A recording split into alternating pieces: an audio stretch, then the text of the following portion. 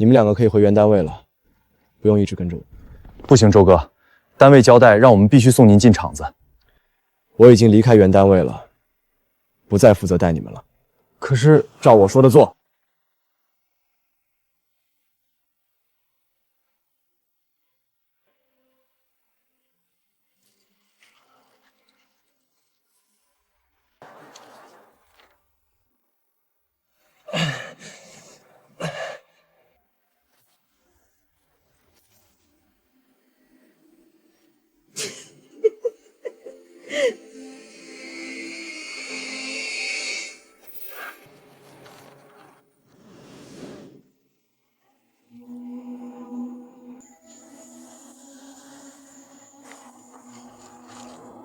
那不是一车间的李秀禾吗？怎么这么不知道检点？哟，大白天的就跟男人纠缠，难怪一把年纪了还嫁不出去。改革开放是把你们几个给落下了，还是你们两个没长耳朵？就连广播整天都在说要互帮互助、团结友爱，你们听不见？再敢乱嚼舌根，老娘撕烂你们两个长舌妇的嘴！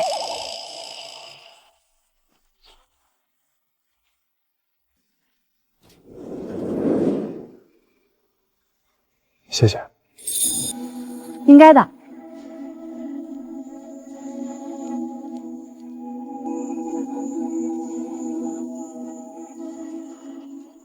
周同志，跟李家提亲的事情我帮你办妥了，那不是李秀禾吗？周同志，你要说亲的就是他的妹妹，这以后他当了你大姨子，你可要当心些，他可是厂子里出名的母老虎。谁说我要娶的是他妹妹？那你看上的是？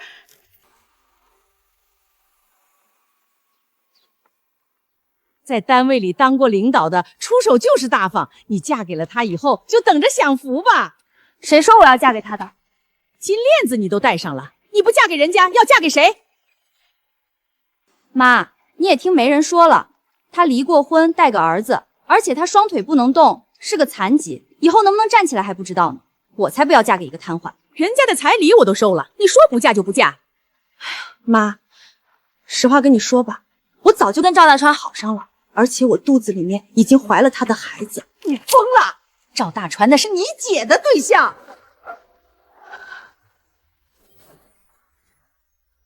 你说你肚子里面的孩子是谁的？既然你听见了，我也没啥好遮掩的。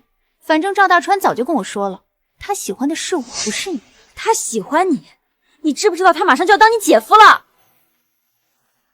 反正你跟赵大川还没咋样，不如就让给你妹妹。那不行，我还指着那周连长送的彩礼娶媳妇呢。要是他不嫁周连长，我媳妇咋办？秀玲嫁不了了，就让秀禾嫁过去，也是一样的。妈都发话了，就只能委屈你嫁给那个瘫痪了。不要脸的事是你做出来，凭啥让我委屈？李小禾，你给我住手！大川，你看我姐。李秀禾，我告诉你，我是不会娶你这个母老虎。你要是敢伤了秀玲肚子里的孩子，我跟你没完！癞蛤蟆找青蛙，你长得丑玩的花，是你做错事在先还敢威胁我？谁给你的脸？你有完没完？不知好歹的东西，一把年纪了，能嫁给个军人，得谢谢你妹妹。你还有啥不知足的？没错，你赶紧把脾气收收，等着嫁给那个姓周的。哥说的对，姐，你这脾气也真得改改，不然要是连那个瘫痪都嫌弃你，我看谁还要你。我要他！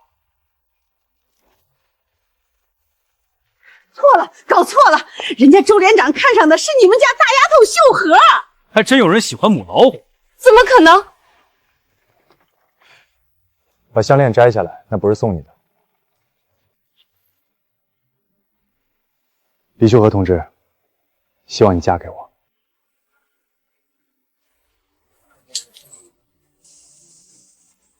你这个养不熟的白眼狼，我告诉你，你嫁也得嫁，不嫁也得嫁。既然妈把你捡回来了，我们家的饭你就不能白吃，以后家里面的活都得你来干。你才多大，那么着急嫁人做什么？别人笑话就让他们笑话去，你再在家帮我干几年活，等你妹和你哥成家后，你再嫁人也来得及。你就是个连你亲生父母都嫌弃的野种，除了我们家收留你，这世上不会再有人真心对你了。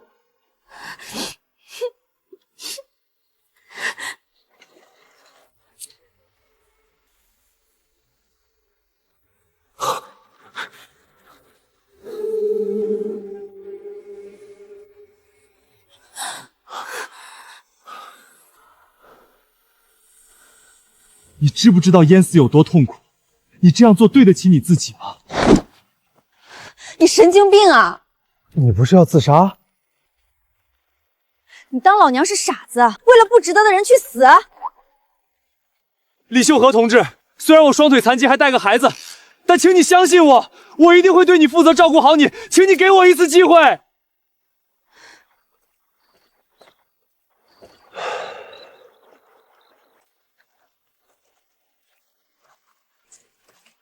记住你说的话，要是你敢说话不算数，老娘跟你没完！请李秀和同志随时监督。结果还不是嫁给了那个瘫痪，也不知道开始装什么。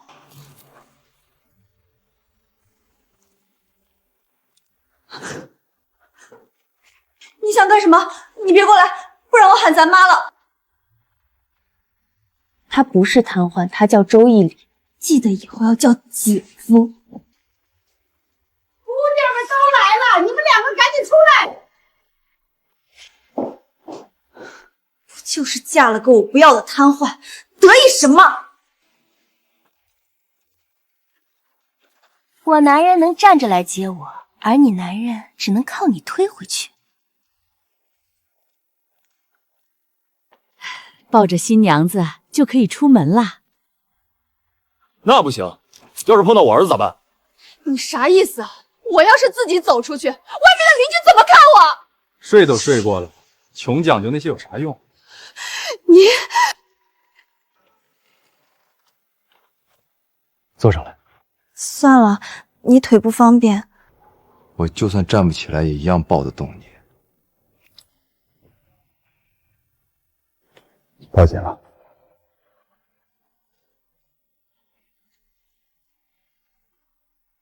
连抱都不愿意抱你，能站着有啥用？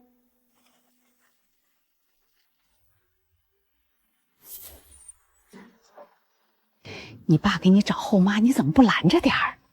我爸的事情你都做不了主，哪能轮到我做主？你知不知道，要是这个女人进了门，你亲妈就回不来了。你难道不想让你爸和你妈复婚啊？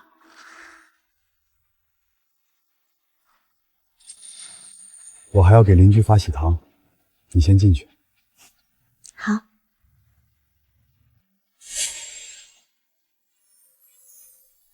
新娘子到啦！你看看她那样子，一看就是个狐狸精。哼，长得真标致啊！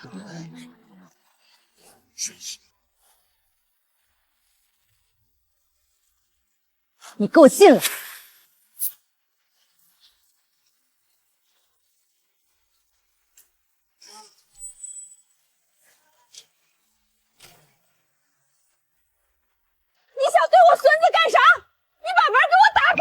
周连长娶的这个老婆可是厂子里出了名的母老虎，那也不能刚进门就打孩子啊！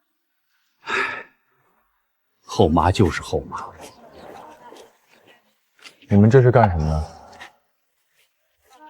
义理，你赶紧看看吧，你新娶的这个女人刚进门就要打你儿子！妈，秀涵不是那样的人。小兔崽子，今天你不把话说明白，看老娘不打死你！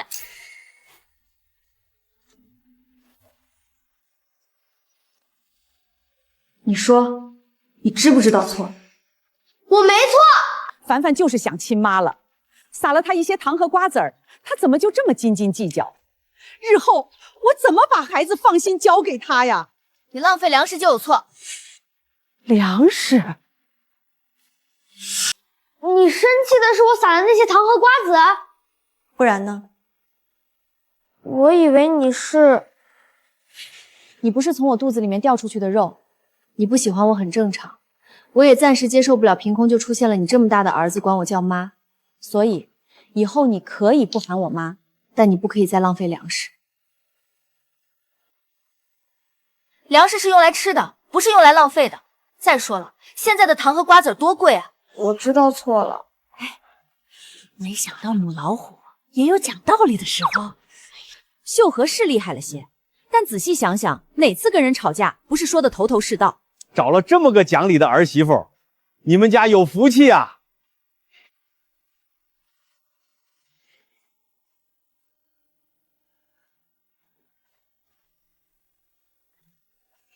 你腿脚不方便就别折腾了，以后家里交给我就行。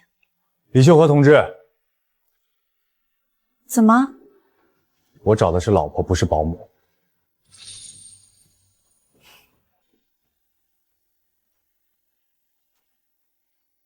你又想干嘛？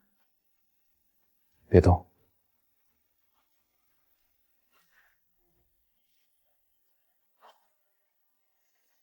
这东西太贵重了。我老婆值得最好的。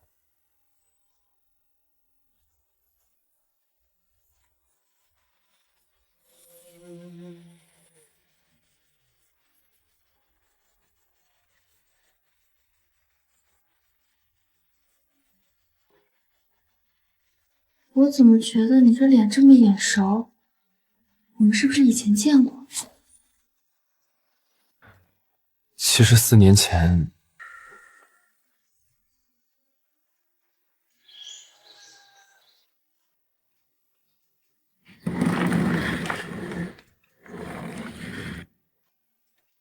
给我1瓶农药。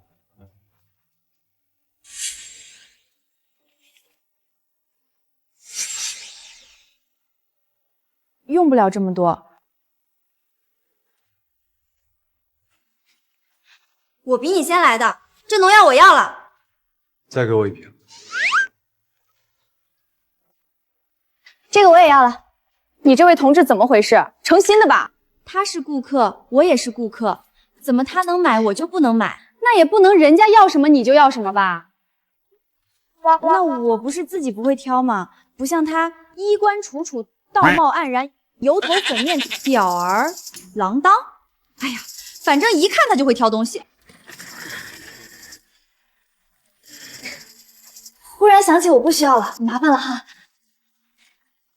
道貌岸然，油头粉面，这是夸人的话吗？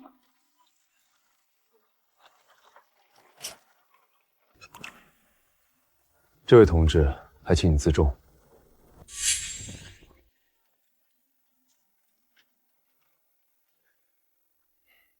你要是真的渴了，就喝这个，这是我自己熬的绿豆汤。我警告你别浪费啊，我可是加了半勺糖在里面呢。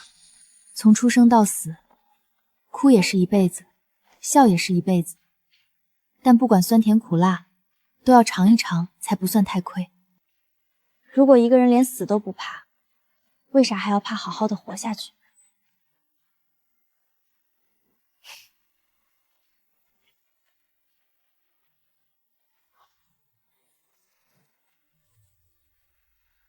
？4年前，算了算了，不想了，来吧，上床。是不是太快了？快点做康复，快点好。我都问过医生了，医生说你的腿没有太大问题，只要抓紧做康复，早晚都能重新站起来。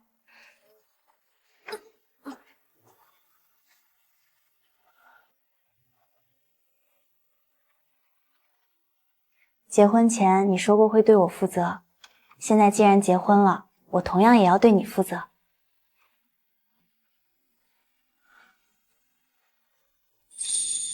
我娶你不单单只是想对你负责，其实早在4年前的那个秋天，我的心里就再也装不下其他人了。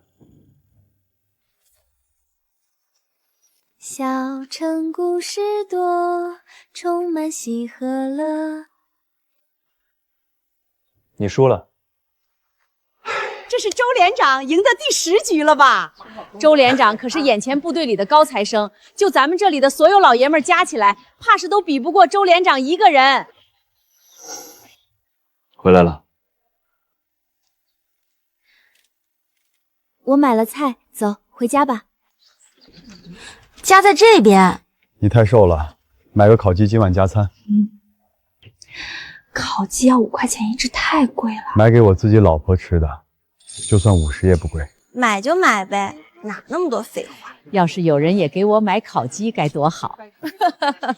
不用烤鸡，一只鸡腿也行啊。5点半了，该做饭了。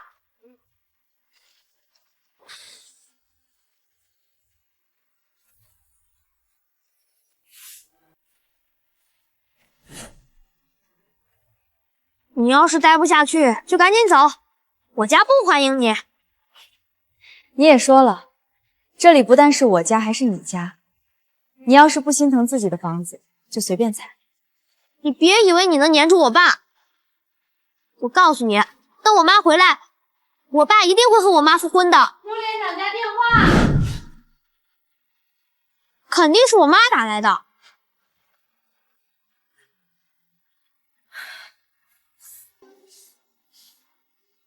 小城故事多，充满喜和乐。这么快就跟你妈妈讲完电话了？奶奶打电话来说，今天是爷爷生日，让我们过去。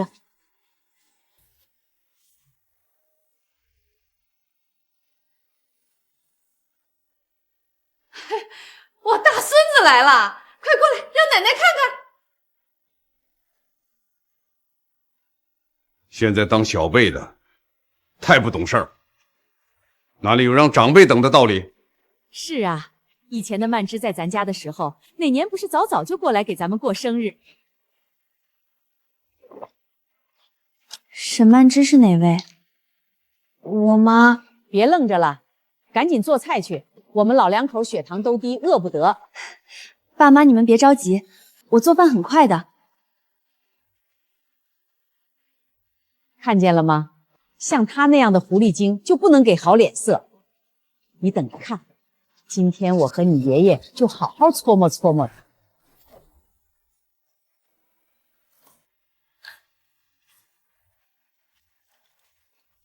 凡凡，你爸对你那个后妈咋样？挺好的，我爸还给他买烧鸡吃。真是败家，那么贵的东西也吃得下去。凡凡，你不能任由那个狐狸精纠缠你爸，你得想办法让他们离婚。我能有啥办法？你就跟你爸说，他打你骂你。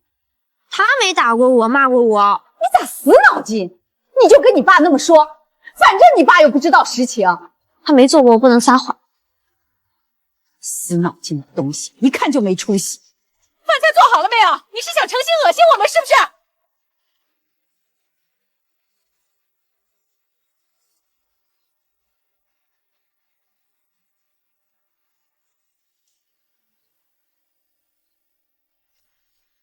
这菜怎么放这么多油？爷爷，这道菜油少不好吃。你做个菜怎么放这么多肉？你把厨房里面的肉都用啦？楠楠，你不是经常说爷爷和你过生日不该节俭吗？去年你还让我爸买了2只烤鹅回来。这里没有你说话的份儿。我和你爷爷吃不得这么甜的东西，拿去喂狗。奶奶，不能浪费粮食，你和爷爷不吃，我吃。你跟你爸一样，胳膊肘往外拐。既然你那么稀罕这蛋糕，就跟他一起走。我们家没有你们的饭。你跟一个孩子嚷嚷什么？我们家的事儿，轮不到你一个外人过问。赶紧走，别在这里碍眼。既然我是外人，那我这个外人做的饭菜你们也别吃了。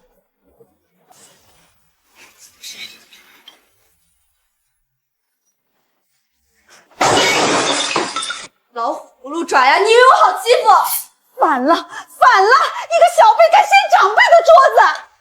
我叫你们一声爸妈是对你们尊敬，不然你们以为你们是那颗葱。嫁给我儿子，孝敬我们就是应该的。我是嫁给你们家，不是卖给你们家。你去哪里？我忙得很，没空伺候你们2个老地主。你说谁是老地主？今天你不道歉，你就别想出这个门！你们在干什么？你看看你媳妇干的好事！今天你爸生日，我们好心找他回来吃饭，可他……你们根本就不是找我来吃饭。够了！当初我和你妈就不同意你离婚，可你非要离。你看看这个东西哪里比得过曼芝？爸，我说够了。你怎么跟你爸说话呢？你为了这么个东西敢对我喊？爸妈，秀禾是我娶进门的老婆，她要过一辈子的人是我，不是你。不用你们喜不喜欢她，只要我喜欢她就够了。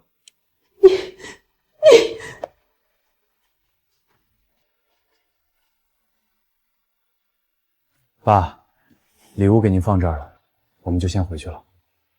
走了，回家。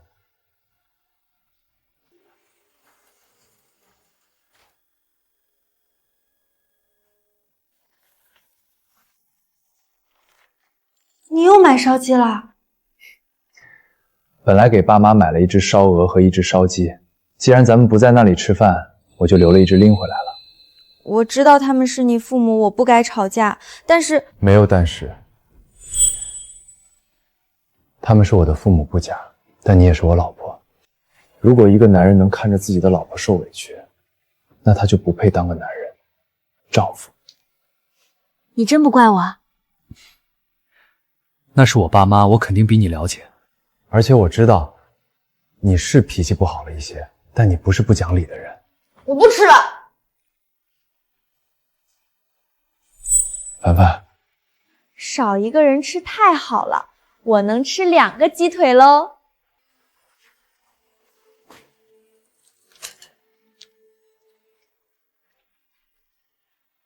我忽然又饿了。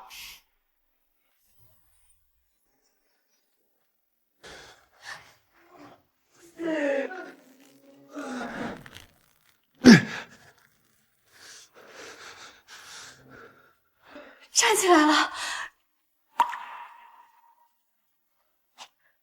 有没有觉得哪里不舒服？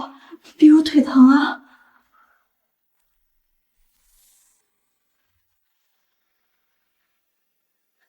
怎么了？是不是腿很疼？你的注意力怎么都在我的腿上？不然呢？难道你还有其他地方不舒服？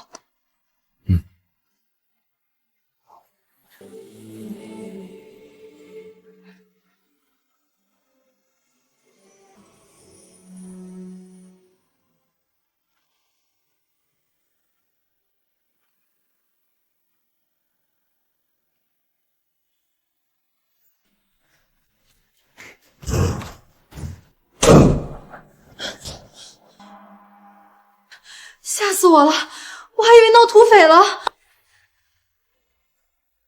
坏了！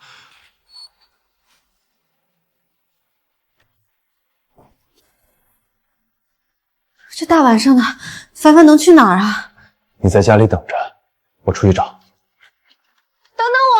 等等我！你跟出来干什么？大晚上外面不安全。凡凡是你的孩子，也是我的，我们分头找。一定要注意安全。放心，我可是出了名的母老虎。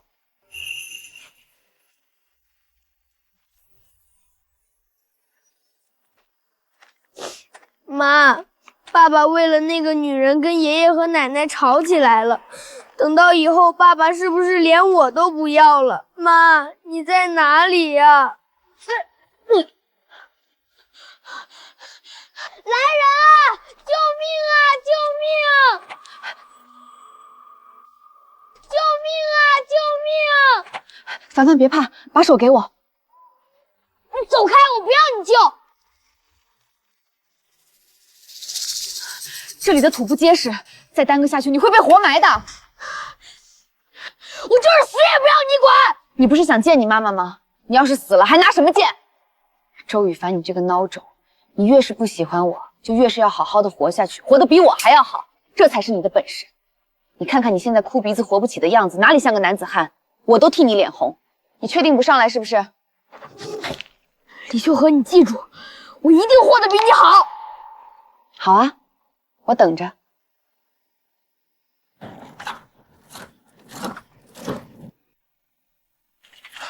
秀禾，凡凡，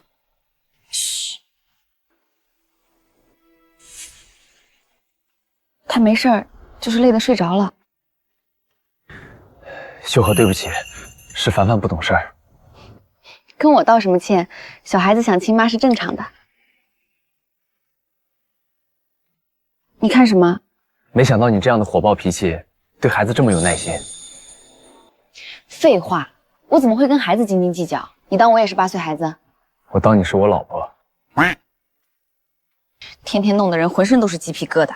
走了，回家了。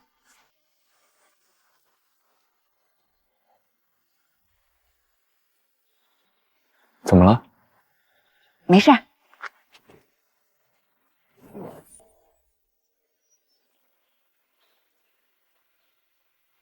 过几天我家大川升迁，妈说了让你来帮我们搬家。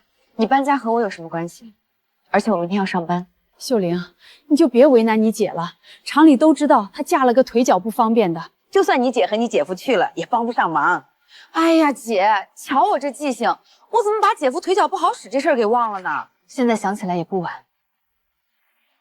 姐，过几天我搬家，你就不用来了。你放心，我一定帮你跟妈解释。反正妈也知道你嫁了个瘫痪。他不是个瘫痪，这才结婚几天就这么维护，不如哪天带出来给我们瞧瞧。我们真想看看啥样的男人值得让秀禾这么维护。没听说是个瘫痪吗？有啥好看的？我再说一次，我男人不是瘫痪。你们要是再敢在背后嚼舌根，老娘就把你们的舌头都剪下来炖土豆。嫁给个瘫痪硬气什么？不知道的还以为她嫁的是未来厂长呢。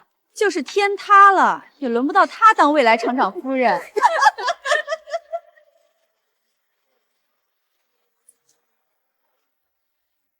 咱们厂啥时候来了这么一个标致的男人？看他那大长腿，比我的命还要长。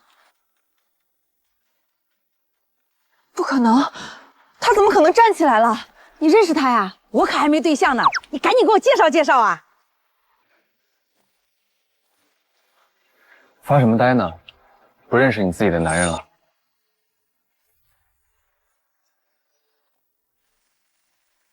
你的腿可以正常走路了，应该是没问题了。刚能站起来就走这么远，要是再累坏了怎么办？我的工作档案调过来了，我正好来厂子办手续。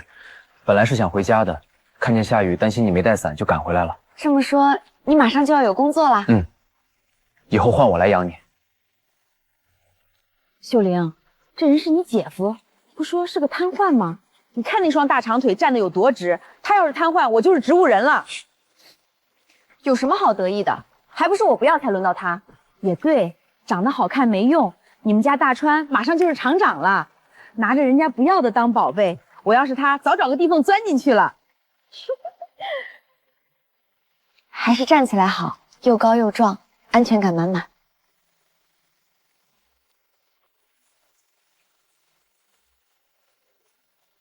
我还没恭喜你也结婚了。嗯，谢谢，我很幸福。幸福就好，不然我心里过意不去。毕竟我一直要娶的人都是你姐姐秀禾，和你没关系，是当初那个媒人弄错了。走，回家了。有安全感吗？有，晚上给我加安全感，加个鸡腿。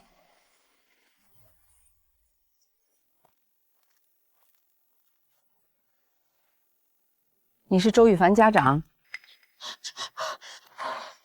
他不是我家长，你要告状就等我爸回来。你喊什么？你打人你还有理了？你说凡凡打人了？你看看他把我儿子给打的。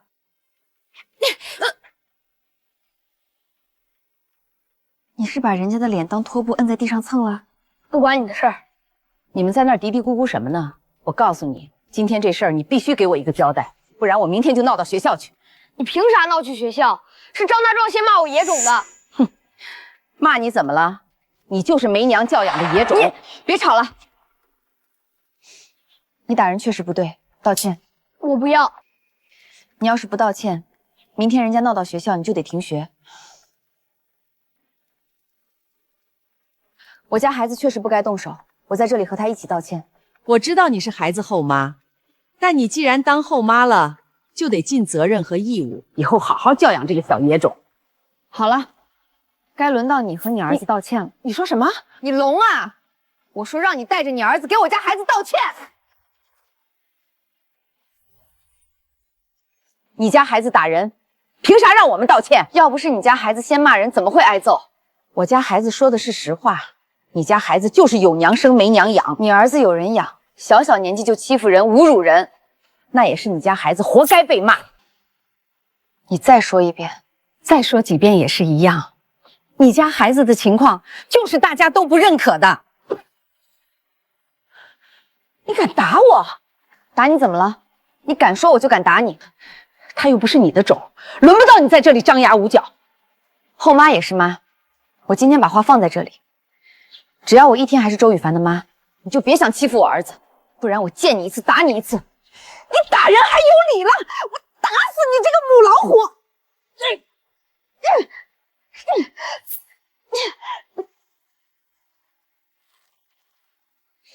你这个野女人，你放开我妈！她不是野女人，你别碰她！看什么？现在是溜考的时候吗？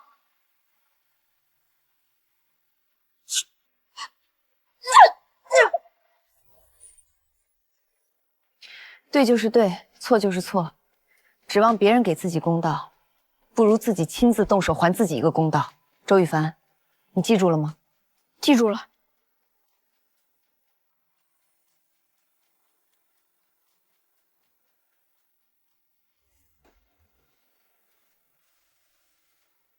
你多大年纪了，怎么能跟孩子一起胡闹？听见了吗？你多大年纪了，怎么能带着我跟你一起胡闹？我知道错了。他说他知道错了。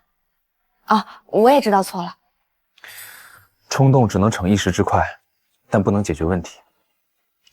打人只能逞一时之快，但不能解决问题。记住，下次再打人，一定要叫我一个。记住，下次再打人一定要……你不是说打人不对吗？打人是不对，但谁也不能让我老婆吃亏。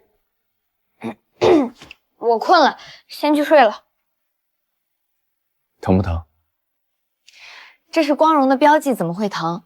你不知道今天我多威风，只需稍微动动手指头，就打得他们满地找牙。敢欺负我在意的人，我看他就是既莽撞又不讲理。真的不疼了？不疼。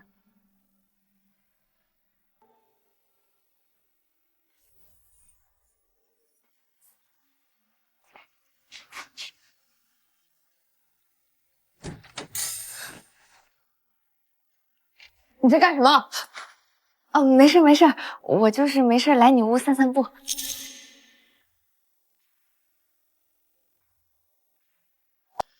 我还以为那天我把照片弄丢了，竟然被你拿走了。说，你拿我妈照片干什么了？那天你睡着后，确实是我把照片给拿走的。我见这照片皱巴巴的，再过几年就要看不清楚上面的人了，就想着买个相框把它装起来再还给你。你会对我妈这么好？我奶奶说过，你是这天底下最讨厌我妈的人。从身份的角度出发，我确实不该对你妈妈好，但谁让我李秀和这个人天生大方，不会跟一张照片斤斤计较。李秀和，你这样王婆卖瓜脸都不红的吗？不是你想的那样。记住，以后就把你妈妈的照片光明正大摆在桌子上，那是你妈妈，你想念她是应该的。你真不生气？你觉得我会生气，是因为我是你的后妈？但你忘记了，如果以后我有了孩子，我也是个妈妈。等到那个时候，我也希望我的孩子会想我。谢谢你。你说什么？我说，李秀和，谢谢你。臭小子，震死老娘了！我看你就是恩将仇报。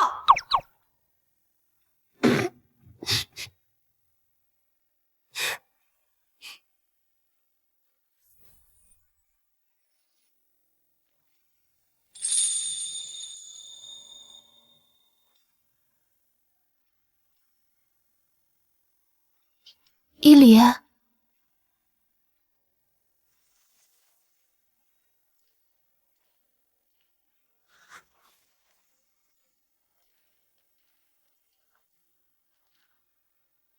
大清早的人去哪儿了？周连长，你咋蹲在这里摘上菜了？周连长，这是我们女人的活，你干了会被人家笑话的。你怎么干这些？赶紧进屋，我来摘。昨晚你受累了，今天我来干。大男人干这些，你就不怕被人笑话？一个家就要夫妻同心，哪有什么谁该做谁不该做的？再说了，我疼我自己的老婆，别人管不到。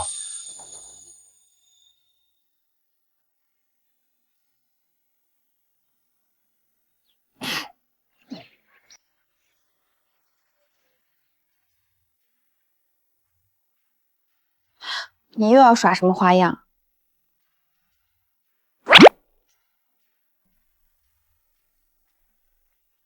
你的工作安排落实了？明天就去报到了，以后你就拿我的工资养家。谁用你的？老娘自己也可以挣钱。养家这种事儿交给我们男人就好了。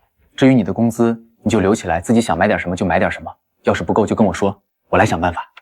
过日子哪能买？我老婆就能买。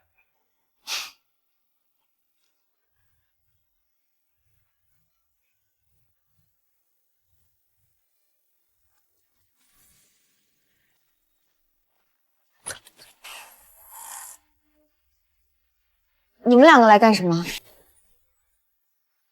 这房子可真大。那是，这可是厂子里最好的房子。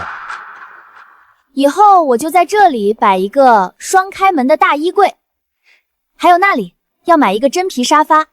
我听说现在南方都用那个，坐上去可软和。还有屋子里，耳朵不好使就去治，听不见我问你来这里做什么？我自然是来看房子的。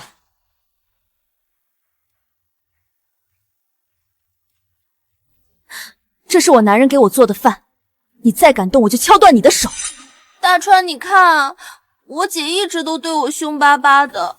李秀和，你要是敢吓到秀玲肚子的孩子，我跟你没完！你要跟谁没完？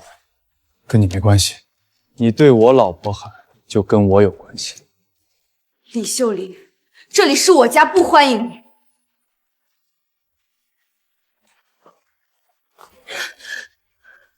李秀和，该走的是你，不是我。你说什么？厂子已经决定将这房子分给未来的厂长，而我家大川就是未来的厂长，所以今天你必须给我腾地方。我确实是听说最近厂里要换新厂长，可你怎么就确定是赵大川？我可是厂子里面年年的先进员工，除了我，没有人有资格当这个厂。主任前几天还说看好我家大川，让我家大川再接再厉呢。我家大川有多优秀，是厂子里所有人有目共睹的。不像是你家男人，退伍到现在连个工作都没有。你放心，等我当上厂长，大不了就给你家男人在厂里找个临时工。姐，你还不赶紧谢谢大川？我家男人用不着你们施舍。死鸭子嘴硬，难道你还真打算养活男人一辈子？算了，都是亲戚，就算你姐不识好歹，我能帮也肯定会帮一把的。大川，你真好。姐，你就别愣着了，赶紧搬吧。我告诉你们，我没接到厂里面的通知就不搬，搬不搬由不得你。我说不搬就不搬，我看谁敢动我东西！林秀和，你别给脸不要脸！啊，疼！知道疼就对我老婆放尊重点。你们欺人太甚！大家都来看看，有人霸占我家房子！吵什么啊？这房子本身就是周连长的。什么周连长？他就是个被部队里面刷下来的废物。厂子里面的领导都说了，是可怜他身患残疾，才同意让他临时住进来的。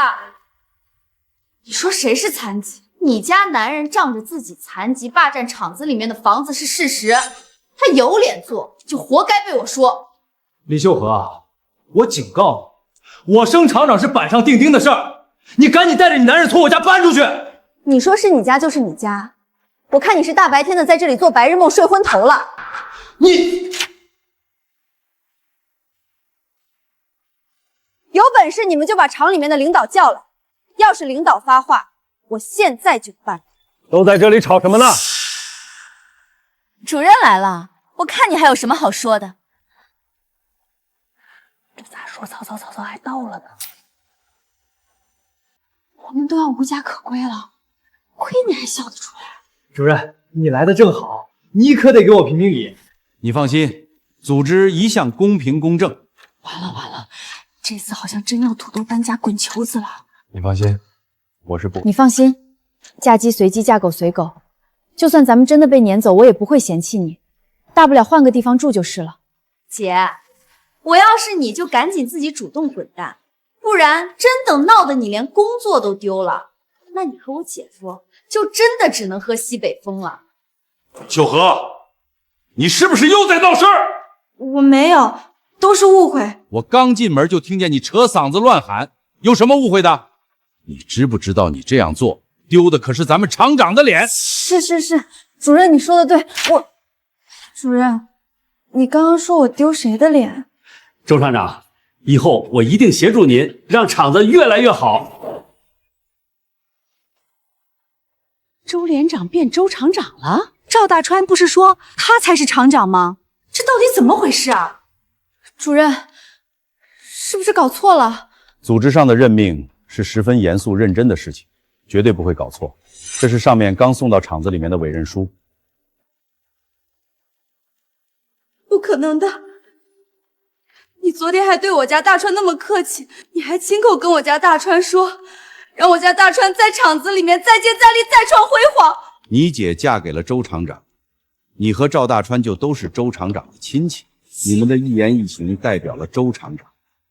我肯定要叮嘱你们好好做事，别给周厂长丢脸。刚刚是谁急吼吼的让周厂长搬家的？结果呢？人家周厂长产房传喜后生啦！你们的脸不疼，我都替你们脸疼。主任，我年年都是厂里面的先进，凭啥把厂长的名额给别人？你一个小小的先进，在人家周厂长面前有什么好炫耀的？你知不知道周厂长以前在部队里的时候可是立下了1等功，而且人家还是部队里面出了名的高材生，这些你都有吗？没有就把嘴闭上，乖乖听从组织安排。没想到你那么厉害，我以前只在广播里听过1等功，你究竟是咋立的功？你咋那么厉害？我也没想那么多，只是觉得既然进了部队，就要对齐组织的信任。怎么了？哪里不舒服？我只是觉得跟你比起来，我也太渺小了。爸，签字。果然是傻爹傻娃，100分啊！凡凡，你太厉害了！我次次都考100分，只是你以前不知道而已。凡凡，你怎么跟你妈妈说话的？爸，老师说希望我参加今年的夏令营，但是需要交20块钱。20块？我1个月的工资才40块。能不能跟你们老师说说，等到月底我发工资再交？不用了，爸。其实我在家自己学习也是一样的。你给我等着！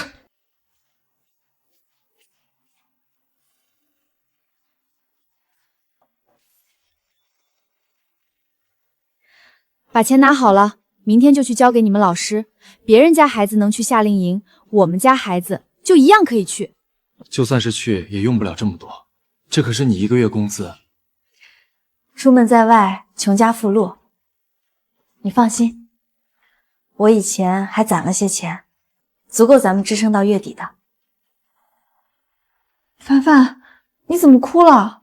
等我长大了，一定会把钱还给你的。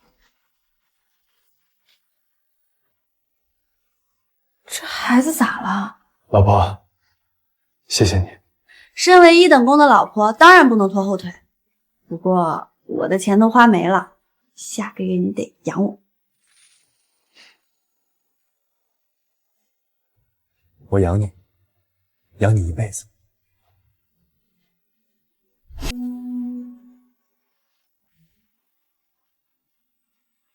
你听说了吗？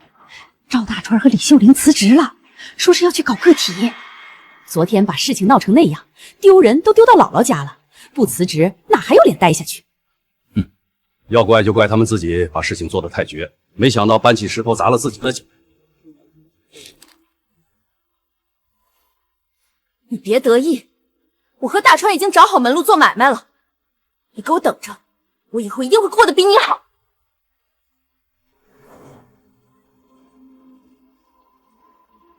好，我等着。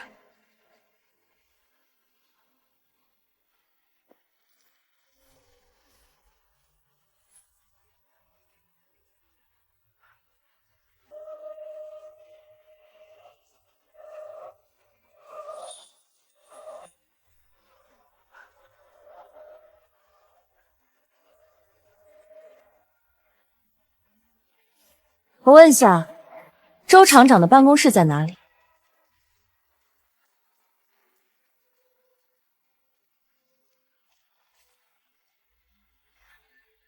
一里，你的腿真好了。是你。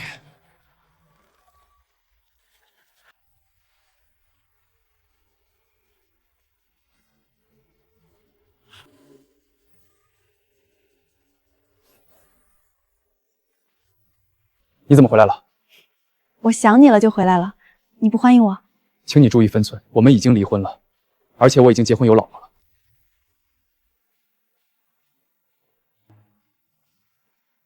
这是凡凡的妈妈沈曼芝，你好。这是我老婆李秀禾。不好意思，我不知道伊里再婚了。没关系，现在知道也不晚。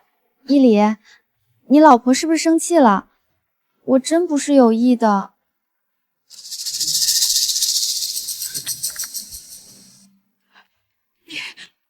你抱我男人我还没哭，你有啥可哭的？我要是你，抱了别人家的男人应该偷笑。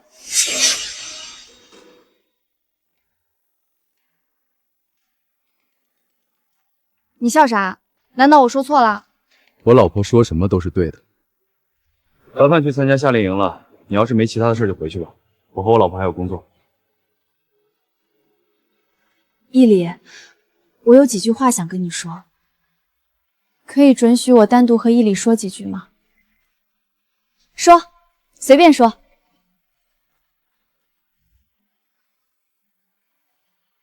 伊里，你晚上有时间和我吃个饭吗？就在你们厂子附近新开的饭店，我都已经订好了。我知道应该叫上你老婆的，但是我想单独跟你谈谈凡凡，我怕她再会多心。好吧。还敢单独跟前妻出去吃饭，老娘看你才是盘菜欠吃。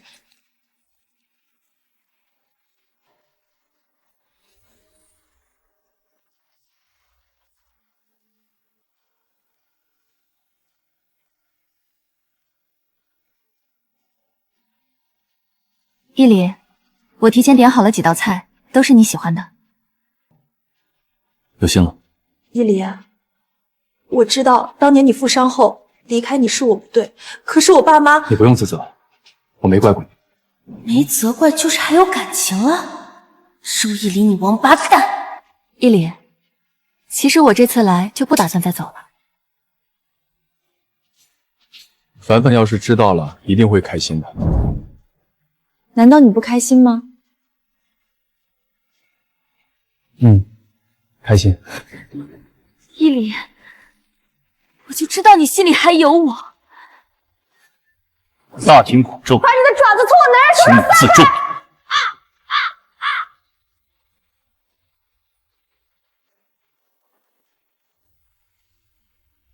伊里，你不是不怪我了吗？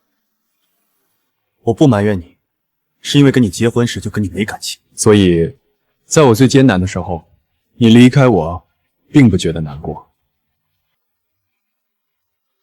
可你刚刚还说我留下你很开心。凡凡知道你回来肯定会开心，孩子开心，我自然开心。依林，是不是因为那个女人你才对我这么冷淡的？可我究竟哪里不如她？我都打听过了，她就是一个普通家庭出身，还是个被人捡回去收养的养女。李秀和不是那个女，李秀和是我老婆。我尊重你是我孩子的母亲，我也希望你能尊重我的老婆。您好，这是您的打包。你跟我出来吃饭就是为了打包？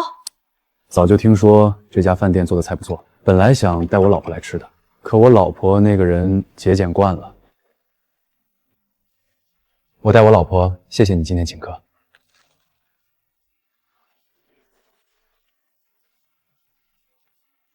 别发呆了，再不走菜就要凉了。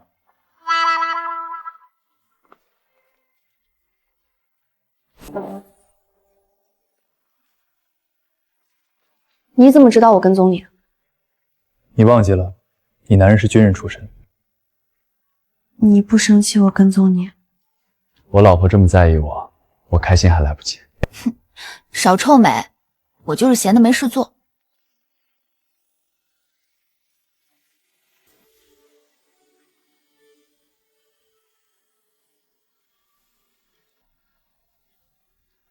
其实凡凡的妈妈在我心里只是一个妹妹，是我妈她。妈，我都说了，我对沈曼之没有爱情。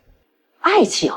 我不知道啥是爱情，我只知道人家曼之家条件好，跟你不般配。沈家也跟我说了，只要你跟曼之结婚，以后每个月都会给我们20块钱养老。妈，条件好不能代表一切。你这个没良心的！我和你爸苦了一辈子，让你找个条件好的想要沾沾你的光，有错了。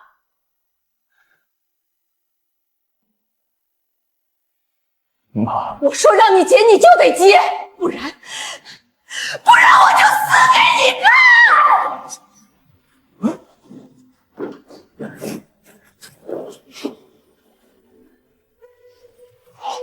好，我结就是了。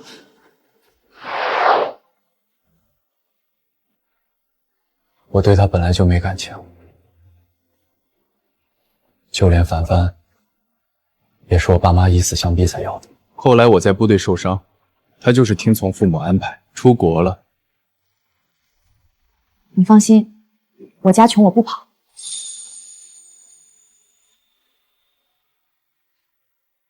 你是我老婆，你就是想跑也跑不掉。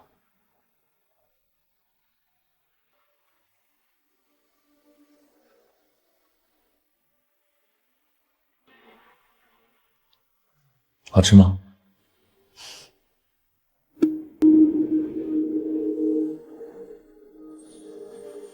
好吃就多吃些。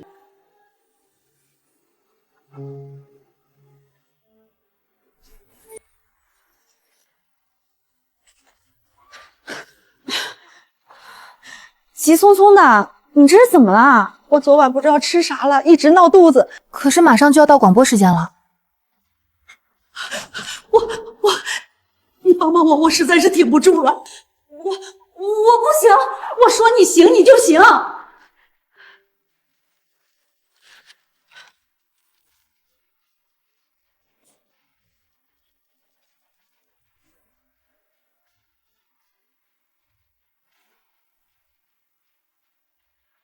这要怎么搞？你来这里干什么？这里不是你观光旅游的地方。李秀和，我们团战吧。我现在没空，耽误不了你多少时间。我说完就走。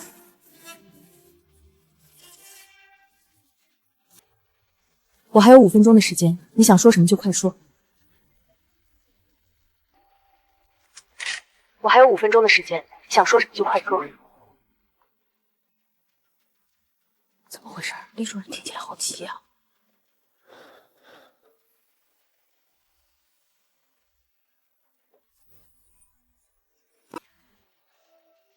我今天来是来求你跟伊犁离婚的。你脑子秀逗了，你让我离我就离。我和伊犁已经有了孩子，可你们刚结婚，感情并不深。只要你愿意离婚，我可以给你钱，你想要多少都可以。想要多少都可以。没想到周厂长的前妻对周厂长这么深情，反倒是李秀和棒打鸳鸯。你说李秀和会不会要钱？那还用说吗？上次发工资就差了他1毛钱，他跑去财务闹了1天，他那样见钱眼开的，肯定要钱啊！你们别瞎说，秀和他绝对不会。真的多少钱都可以。周厂长，我说什么来着？李秀和就是认钱不认人。周厂长，李秀和最开始跟你结婚，肯定也是看上了你条件好。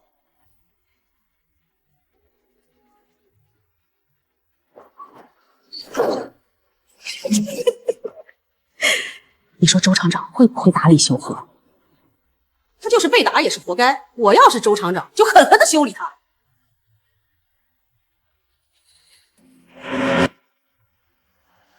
既然你要给我钱，那我就不客气了。你要多少钱我都。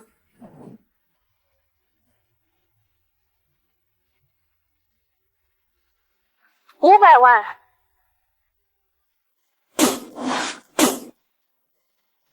李秀和疯了，500万长啥样我见都没见过。你说多少？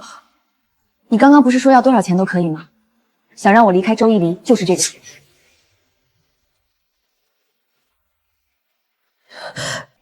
我什么我？在我心里，我家男人又温柔又体贴，风度翩翩，样貌不凡，反正他在我心里就是十全十美。500万我都是看在你是凡凡亲妈的面子上，忍痛割爱给你的跳楼价。我男人是我的无价宝，拿不出钱就赶紧走。我就说嘛，秀和看着凶巴巴的，实则最是重情重义。现在像秀和这样不为金钱所动的可不多了，配得上当我们厂长夫人。也不知道刚刚是谁说秀和肯定会拿钱走。有的人自己心脏看什么就都是脏的。在我心里，我家男人又温柔又体贴，风度翩翩，样貌不凡，反正他在我心里就是十全十美。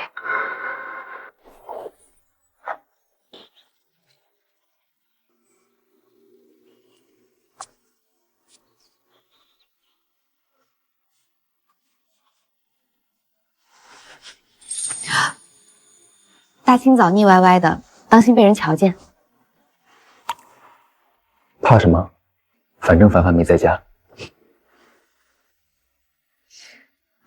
对了，今天凡凡夏令营结束，我答应了要去接她。等一下我收拾收拾就走了。好，那我也早点回来。今天带你们出去吃大餐。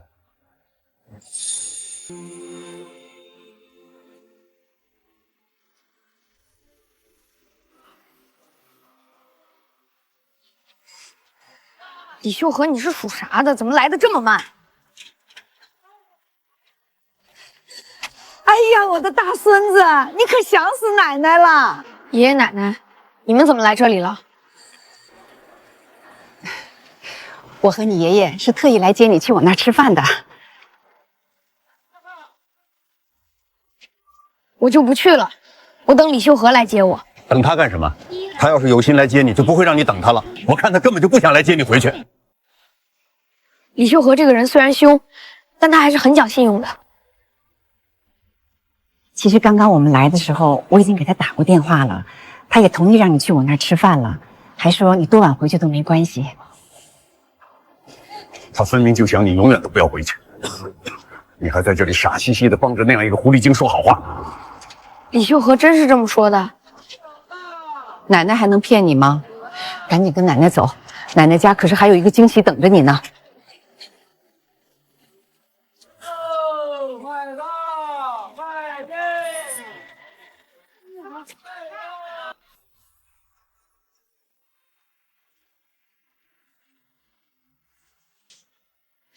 凡凡啊，你看这是谁？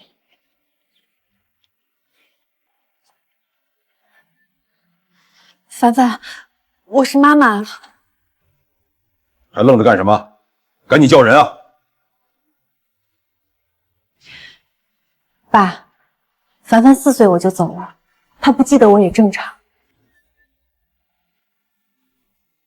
哼，我看他是被那个狐狸精给洗脑了，连自己亲妈都不认识了。妈，你回来了。是妈妈对不起你，妈妈以后都不走了，就陪着你。你当初咋那么狠心，扔下我和爸爸就走了？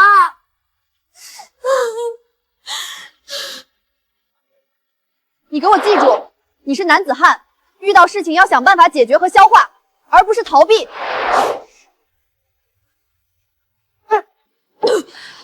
这孩子咋了？谁知道那个狐狸精平日里怎么虐待我孙子？走，看看妈妈给你准备了多少好吃的。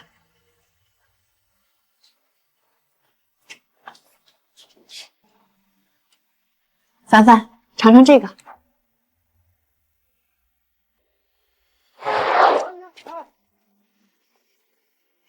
凡凡，你放心的出去，等回来我给你做好吃的。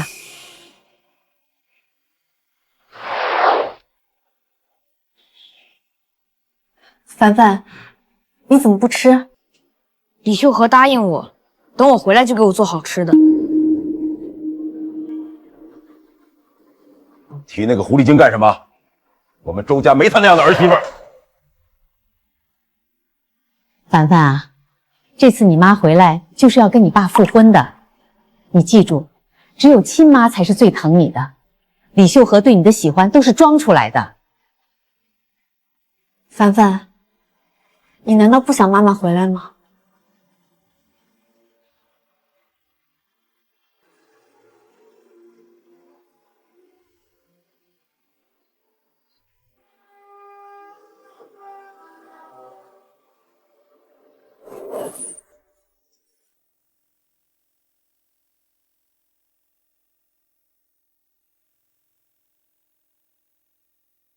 同志，这个点已经没车了，你怎么还等在这里？不可能的，我家孩子夏令营的车还没到。我家孩子也参加的夏令营，早就到家了。你知不知道这附近哪里有公用电话？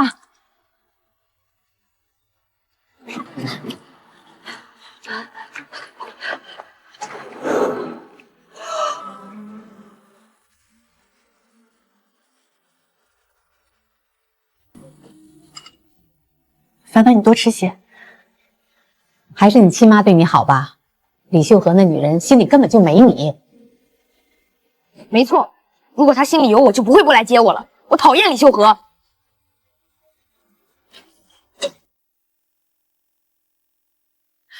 依离，你来了。依离，你来的正好，这下咱们一家人总算团聚了。依离，你爱吃什么我都记得，你坐在这里等一会儿，我现在就出去买。不用麻烦了。你跟我回家。你这是要干什么？是啊，再着急也不差把饭吃完啊。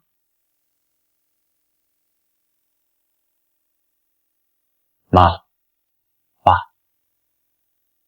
你们在这里吃得好，穿得暖，你们知不知道秀和找凡凡都找疯了，到现在还没回家？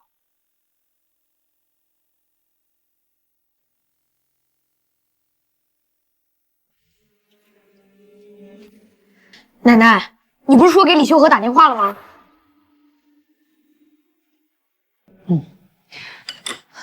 我是提前打电话了，是他自己倒霉没接到，不怪我啊。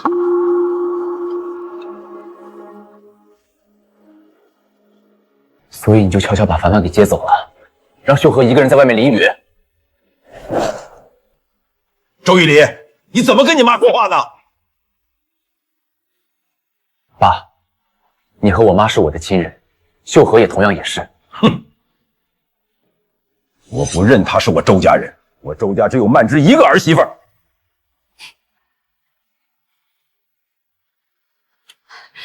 依离，你快别跟你爸吵架了，我和你爸都商量过了，等过段时间就让你跟曼芝复婚。至于李秀和，他还年轻，实在不行我就找人再帮他介绍一个。他是我们儿子，咱们办事不用跟他商量。我说让他复婚，他就必须得跟曼芝复婚。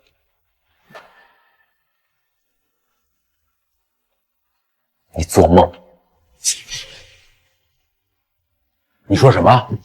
我说，李秀和是我老婆，这辈子我就认定她了。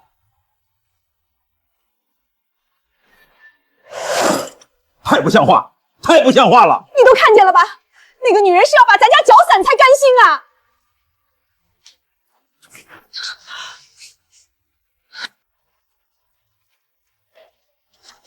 凡凡，这大晚上的你要去哪儿啊？都愣着干什么呢？赶紧追啊！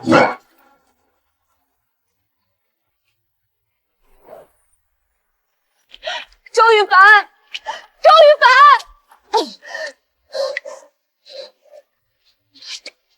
周雨凡，周雨凡！依里，你怎么？你放开我，我还没有找到凡凡。找到了，凡凡在他奶奶家呢。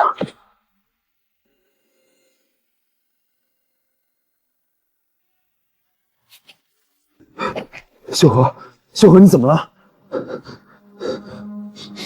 有没有人？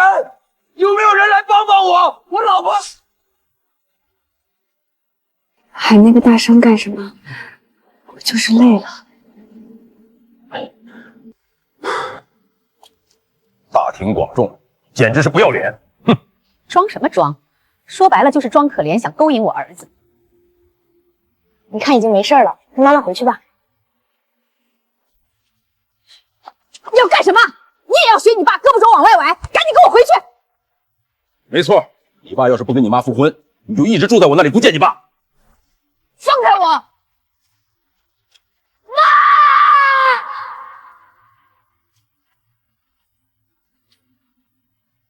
凡凡，妈，对不起，让你担心了。凡凡，我错了，我以后哪也不去，就跟着你。你累得我喘不过气。周雨凡，到！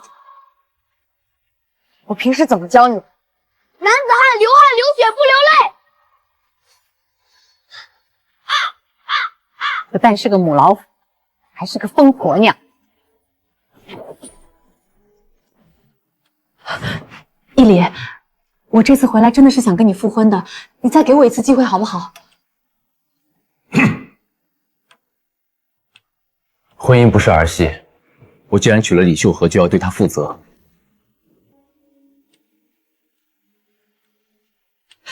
那我呢？我也曾经是你的妻子啊！当初是你和我爸妈强迫我结婚，我那个时候真的以为结婚就是找个人过日子而已。直到我遇见秀禾，我才发现以前我想的都是错的。我喜欢秀禾，这辈子我就认定她了。曼芝也是凡凡的亲妈，难道你就不该对你儿子负责？你真的希望曼芝和凡凡亲生母子一直这么分离？我怎么就生出你这么个铁石心肠的儿子？你今天要是不答应复婚，我就一头撞死在这里算了。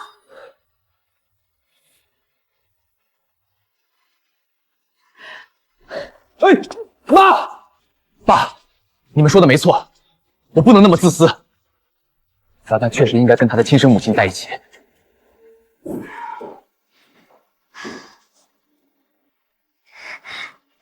依里，难道你是同意？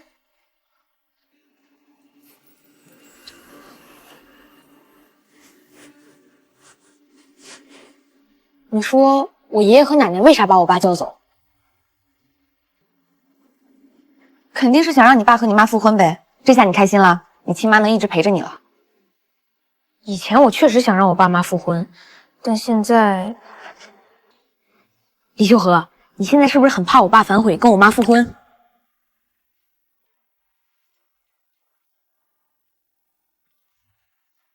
笑话，老娘长这么大就不知道什么叫怕。李秀禾，我看你就是死鸭子嘴硬。周雨凡，我看你是皮痒了吧？李秀和，不管我爸咋选，我都支持你。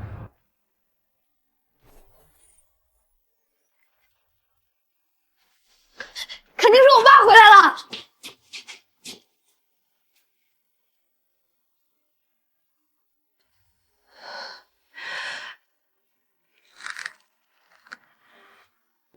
秀和，我想跟你说件事儿。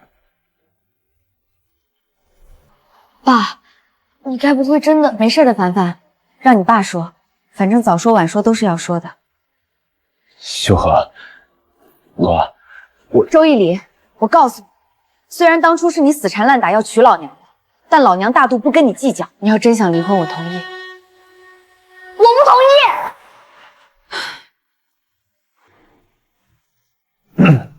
秀和，吃糖炒栗子吗？你都要跟我离婚了，还问我吃不吃糖炒栗子？你不然呢？不离婚？你是我老婆，我跟你离婚跟谁过去？算你识相。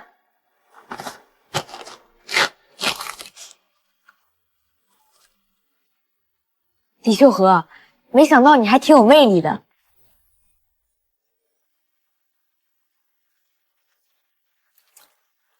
你不同意复婚，你爸妈没说啥？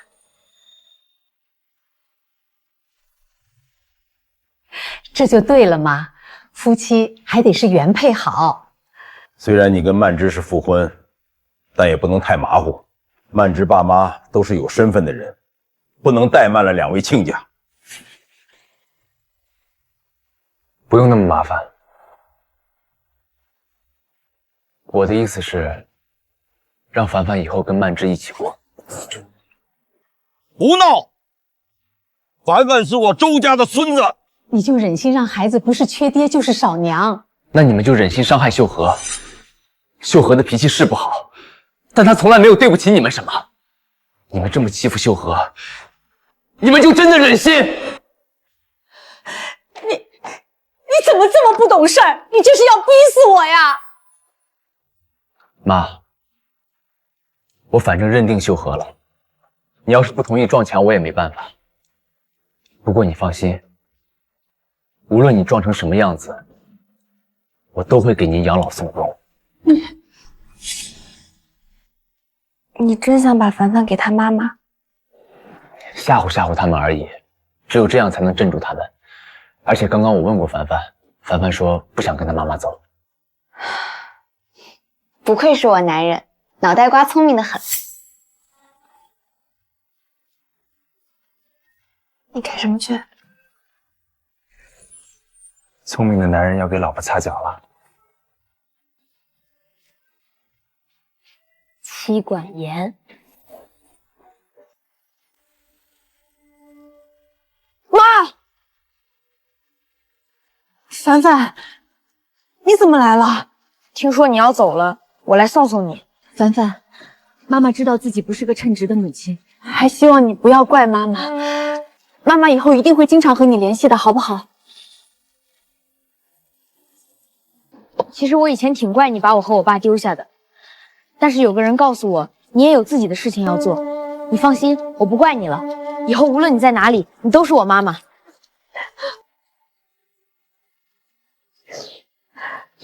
出来吧，别躲着了。听说你要走了，我带着凡凡来送送你。抢了我男人和我儿子，你很得意吧？义理是个好男人，凡凡也是个好孩子，可惜你没福气，没办法。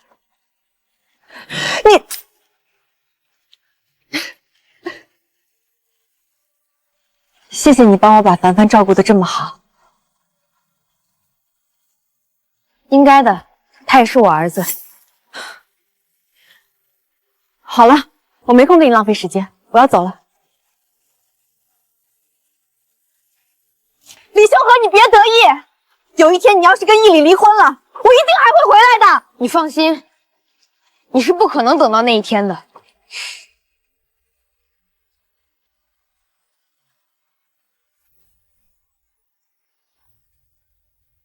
你们来干什么？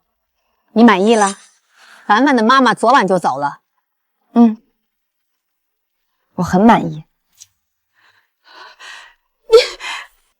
你怎么这么不要脸？为什么一直纠缠我儿子？你搞清楚，我是光明正大嫁给周一礼的，我有什么不要脸的？倒是你们天天想着破坏别人家庭，你们就要脸了。你骂谁呢？谁不让我过日子，我就骂谁。大家快来看看啊！就是这个狐狸精纠缠我儿子，苍天啊，大地呀！我嫁给周一礼，实心实意的过日子，公婆不帮忙也就算了，还天天想方设法的让我离婚，我不活了！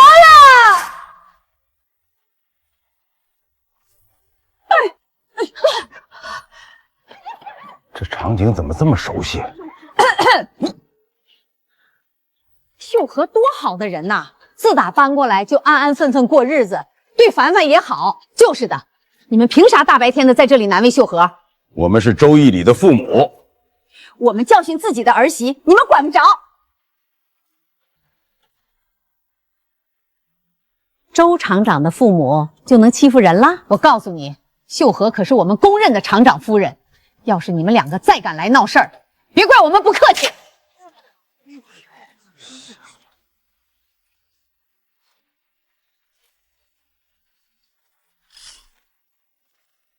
不就是一哭二闹三上吊吗？我也会。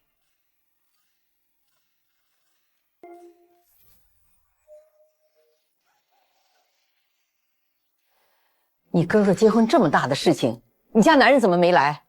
他今天有其他的事情。平常没事就今天有事儿，他不来也就算了，还让你带回来这么一个吃白饭的，谁还不能临时有事儿了？况且秀玲他们不是也没回来吗？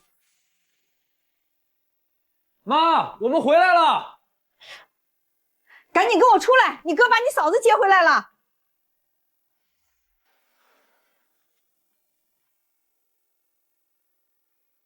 哎，来了！桂芬，你来了啊！我跟你说，你嫁给我们家就是享福了。我大女儿的男人可是厂子里面的厂长，以后有用到他的地方，你随便吱声。妈，你别瞎说，一礼没有那么大的权利。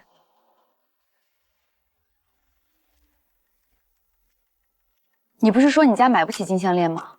为啥你妹妹戴得起？他那个是他家男人给他买的，我把所有的钱都拿去给你们家送彩礼了，哪里还有钱买金项链？我不管。今天要是没有金项链，我就不进门。大喜的日子你别闹了。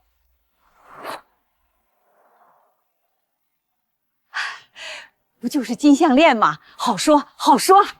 没听见你嫂子说要戴金项链，还不把你的摘下来给你嫂子？嫂子想要让我哥去买，我这个是我家男人买给我的。你这死丫头怎么这么不懂事儿？你嫂子喜欢你就给她戴戴，还能怎么样？凭啥她喜欢我就得给她？她要是喜欢玉皇上帝，我是不是还要借个梯子爬上天去给她请？你白眼狼，才嫁出去几天，心里就没这个家了？再问你一次，你摘不摘？你别欺负我妈！小兔崽子敢对我嚷嚷，信不信我连你一起打？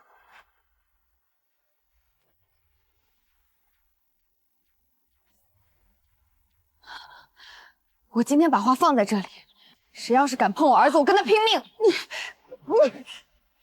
你妹妹怎么这么抠？不就是一条金链子吗？有什么舍不得的？秀禾，你就借你嫂子戴戴呗，等你嫂子戴够就还你了。我再说一次，不借，有本事你们就自己买，看见别人戴就心痒痒。你们是土匪还是强盗？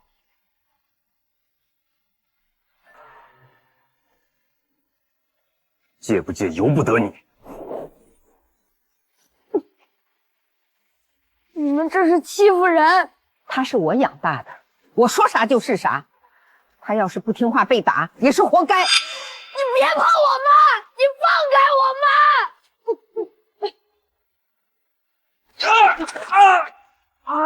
疼死我了！哎呦，好威武！志英，我的儿啊！志英啊，你没事吧？伤着哪儿了？快让妈看看！你这个养不熟的东西，你敢打你哥？他敢抢我东西，我就敢打。你一个大男人怎么那么没用，连个女人都对付不了？没办法，他力气太大了。我回家了。你回家干啥去？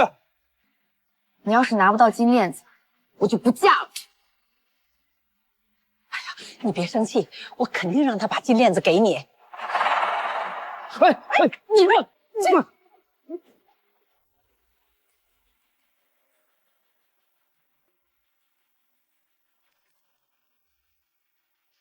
猪肉3斤，花布5尺2，喜糖4斤半。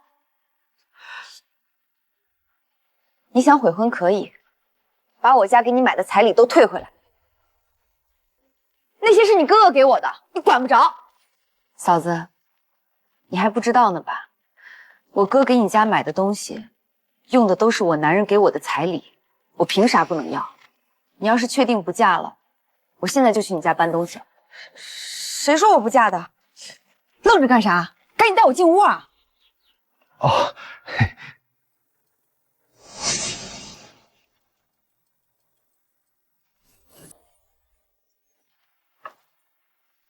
当厂长老婆也没啥了不起的，还不是那个破项链当宝贝。可惜啊，有些人想要这破项链也没有。你怎么跟你嫂子说话呢？吃饭也堵不住你的嘴。妈，不是你教给我对长辈要做到有问必答吗？得意什么？你哥答应给我买电视机了，现在的电视机可是又贵又难买，你那一个破链子算什么？这个咱们不占理，咱家确实没有电视机。真是可怜啊！听说最近《射雕英雄传》可火了，可惜啊，有些人只能干着急看不到。你那么维护你家男人，也没见你家男人给你买个电视机。说起来还是我儿子有本事。电视机到了！哎呀，我的电视机到了！抬头挺胸，头抬高。虽然咱们没有电视机，但气势绝对不能输。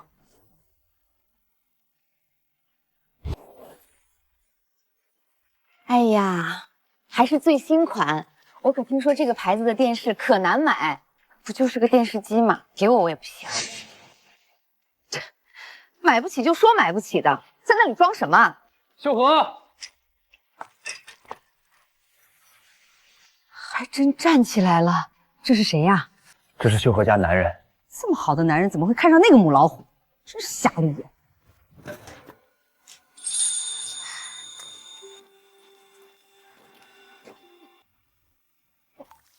你怎么来了？你哥哥结婚，我怎么也要过来看看他，正好接你和凡凡回家，再给你一个惊喜。什么惊喜？这电视机是咱家的。别人家老婆能看得上电视，我老婆也能。你说去办事儿就是买电视去了，可你怎么送这里来了？送货太贵了，我就让人送到这里了。一会儿只能辛苦你和凡凡一起陪我搬回去了。不辛苦，不辛苦。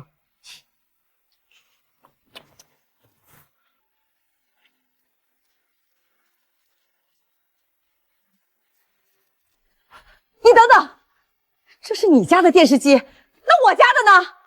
振英，你买的电视我给你送来了。为啥咱家的电视机没盒子？本来就没盒子。那为什么他家的就有？人家的那是新的，咱家的是二手的。凭啥别人能看新的，我就只能看二手的？新的电视机很贵的，我哪里买得起？我的钱都拿来给你家送彩礼买东西了。你别看它是二手的，但它其实也挺好的。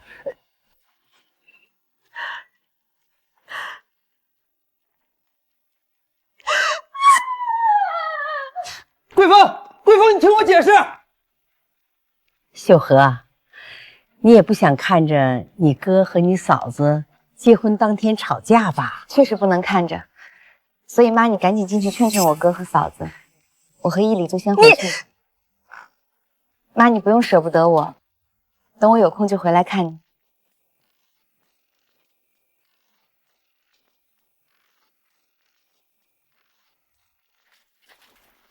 你们，妈，你不用送了，我这就走了。你们给我站住！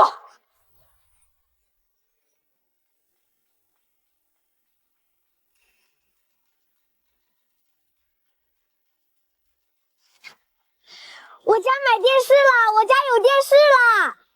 凡凡，你慢点，别摔了。凡凡，来吃水果。别喊了，他看电视都看入迷了。对了，你是怎么买的这电视？我听说这电视是需要女额的。是曼芝给的女额。你说凡凡的妈妈？曼芝说了，谢谢你照顾凡凡，这是送给你的礼物。这么说，咱家的电视机，我的功劳才是最大的。没错，多亏了我老婆，我和凡凡才能沾光看电视。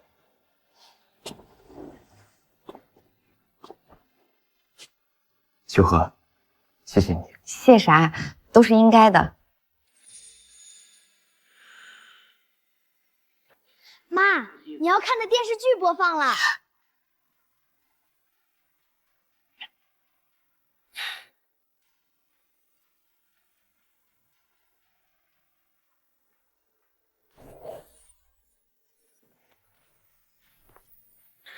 我身体那么好，根本不用做体检。身体是革命的本钱，马虎不得。而且这是厂里给咱们的福利，不能浪费。是，我老婆最会勤俭持家。我好像听到秀玲的声音了。大川，我肚子真的好疼，你就让我剖腹产吧。不行，我妈说了，只有顺产才能生出儿子，你再坚持坚持，这都是为了我儿子好。可我真的疼得受不了了。我妈说你就是太矫情了，平时缺少锻炼，正好趁着这次生孩子的机会好好磨练磨练。我都疼成这样了，你看不见？你不让我剖，我就不生了。你怎么那么自私？就不能为我儿子付出点儿？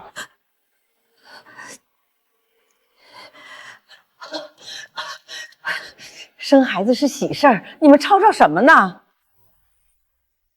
妈，你来的正好，你快跟大川说说，我太疼了，我要剖腹产。生孩子哪有不疼的？所有女人都是这么过来的。妈，没事的，我陪你走走，走走就好了。你看嘛，连妈都说忍忍就过去了。不行了，我真的走不动了。妈，你看都是你平时惯的，我可把丑话说在前面。要是秀玲今天执意剖腹产不给我生儿子，我就跟她离婚。离啥婚呐？我帮你说她，你可不能离婚。这女人离开男人还咋活？你再忍忍，忍忍就过去了。可是我疼得忍不住了，忍不住也要给我忍。你要是离婚了，我老脸往哪放？你妹妹也算是自作自受了。确实是她自作自受，但这又何尝不是所有女人的悲哀？封建迷信害死人啊！妈，究竟是你面子重要，还是我的命重要？你哥才刚结婚，要是你离婚，你哥和你嫂子都会被你害得说闲话。你嫂子要是一着急上火，谁给我生孙子去？以前我以为你只是这么对待我姐，现在我才发现我和我姐其实是一样的。现在我才体会到，我姐以前过的是啥样的日子。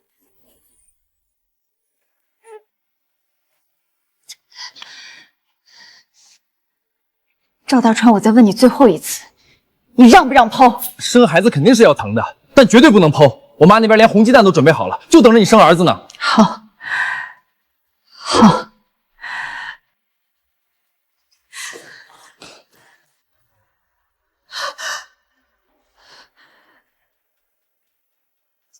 吵，整个医院都听见了，你们也不怕丢人？你来的正好，赶紧劝劝你妹妹。你来就是为了看我笑话的，确实挺可笑的。看我现在这么痛苦，你是不是很满意？男人是你自己选的，路是你自己走的，你对我喊什么？要怪就该怪你猪油蒙心，要怪就该怪你自己眼瞎。我自己选错了男人，我认，用不着你教育我。我不是来教育你的，我是来看笑话的。我现在这狼狈样你都看见了，你可以走了。别磨叽了，赶紧走吧。我妈说了，走走就能生了。没错，当初我也是这样，多走动走动就好了，起来走走对孩子好。走个屁得走啊！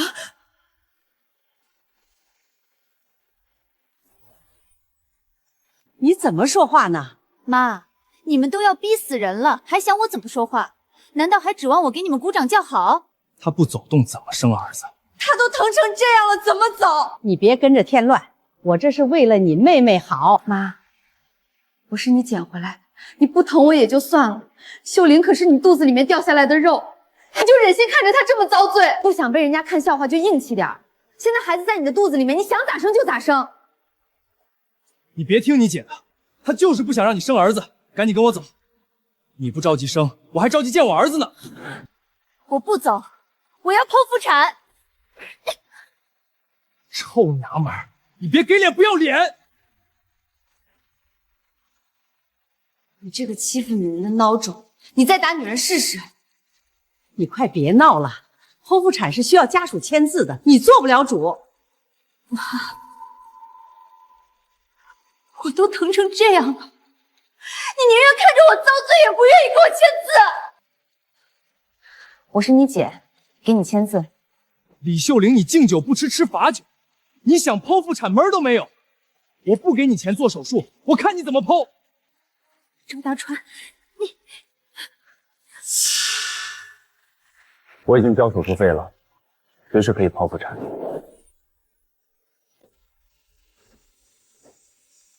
我把丑话放在前面，等李秀玲出了手术室，我就离婚。都是他们两个不懂事儿，你千万别跟他们一般见识。等秀玲出了手术室，我就好好教训她，让她以后都听你的。可以，我赵家不要女孩。我妈说了，要是秀玲生的是女孩，就不让她再进我们家的门。没生出来男孩子，再生一个。至于那个女孩，送给别人家养活就是了，不然扔了也行。只要你不离婚，我一定让秀玲再给你生个儿子。妈，不管是送人还是扔孩子，都是犯法的。什么犯不犯法的？以前扔孩子的多了，我也没看谁被送进去坐牢。别说那些没有用的，赶紧让你媳妇来赔礼道歉。要不是因为她，没准秀玲这会儿都生出男孩了。想让我老婆道歉，不可。好，我道歉。这就对了，你也不想你妹妹离婚吧？对不起，我为我刚刚的行为向你道歉。我觉得我打你打的还是太轻。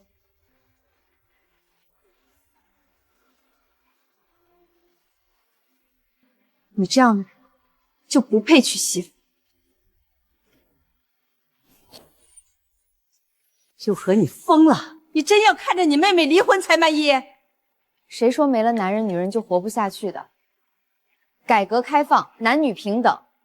况且嫁给他那样的男人，还不如嫁给一只猪。你不让我抱儿子，你还有理了？谁说剖腹产生不出儿子？再说了，广播里都说了，男孩女儿都一样。我妈说了。你妈说个屁！她自己也是个女的，凭啥看不起女孩？你别跟我说那些没有用的。要是李秀玲真能给我抛出个男孩，我就跪下给你们磕头道歉。李秀玲家属可以现在给孩子想名字了，是男孩。真是男孩。姐，你醒了，要不要喝水？姐，从小妈就一直跟我和哥说你是捡回来的，我们家给你口饭吃，你就应该照顾我们，就应该给家里面干活。这些年我早就习惯把你当外人了，可没想到在我最困难的时候，是你站在了我的身边。我不是帮你，我只是见不惯他们欺负女人，而且你肚子里面的孩子是无辜的。姐，对不起，对不起。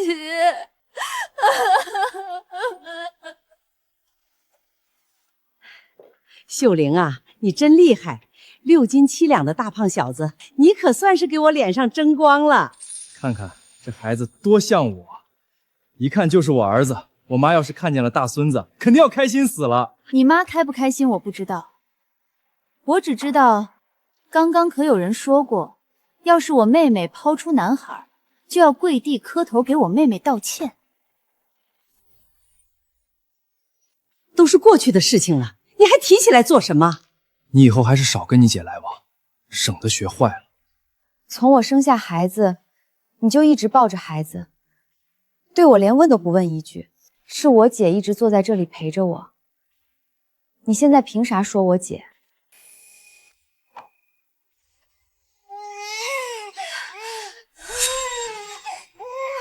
你别以为你给我生了儿子就不得了了。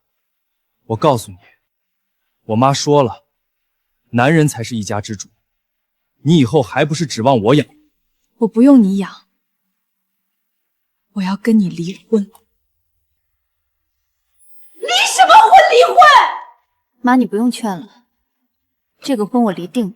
你还愣着干什么？赶紧劝劝你妹妹呀！秀玲是成年人了，她有自由选择的权利。你们两个真的要气死我！你好好养身体，我就先回去了。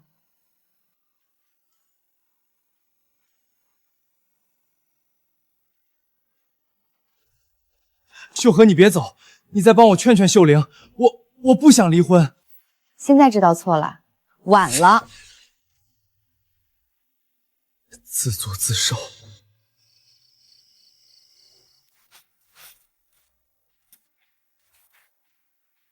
在写什么这么认真？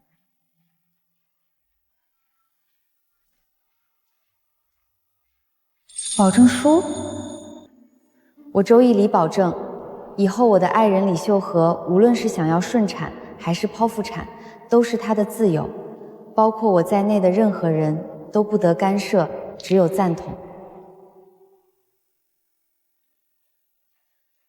这张保证书你留好了，永久有效。少臭美，谁要给你生孩子？你愿意生就生，不愿意生，我们有凡凡也够了。不错，周同志的态度还是很端正可取的。你们都不知道，他那人可有意思了。嘿呦，这不是周雨凡的后妈吗？有话就说，没话就赶紧走。你站在这里影响我食欲。没想到你还有心情坐在这里嗑瓜子儿，你还不知道吧？这次的期末成绩下来了，我家大壮考了年级组第1。不对呀，我记得每次考试都是凡凡年级第1啊。是啊，凡凡的成绩可是咱们厂里职工子弟公认的好。那是以前，不是现在。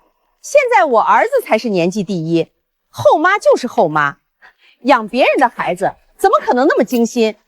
我听说这次考试周雨凡连名字都没有，真是丢死人了。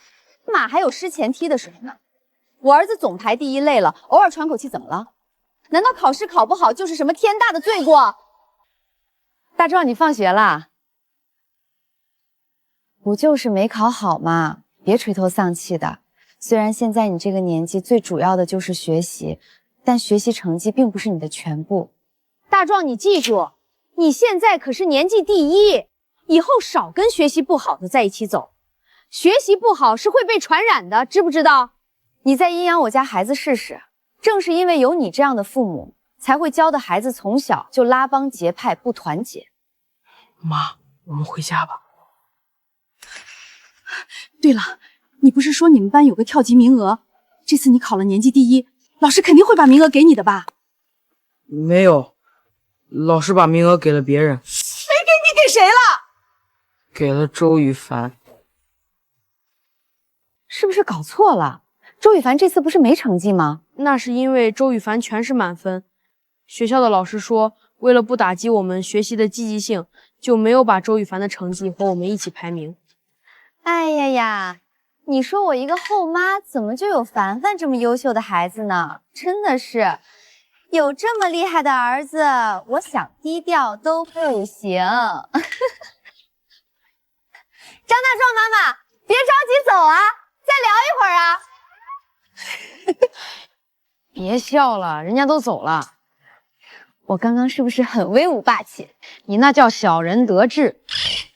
瞎说，我这撑死叫得了便宜还卖乖，得了便宜还卖乖的李秀和同志，现在是不是跟我去一趟学校，帮我办理一下跳级手续？走走走，等回来给你买好吃的奖励你。那我就跟着妈沾光了。真没想到，你竟然直接跳到了初中，难怪张大壮一直和你不友好。就你这怪物一样的成绩，没有被当家公仇就不错了。李秀和，你到底是谁妈？你的你的。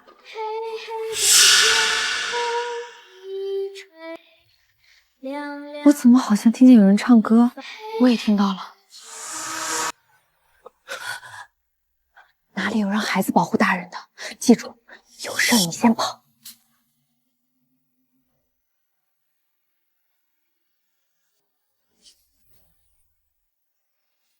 你先拿回家去，告诉你爸爸，我陪你小姨说会儿话。姐，你这个儿子还真听你的话。那是肯定的，也不看看是谁养的。是，你最厉害了。对了，你怎么这么晚过来了？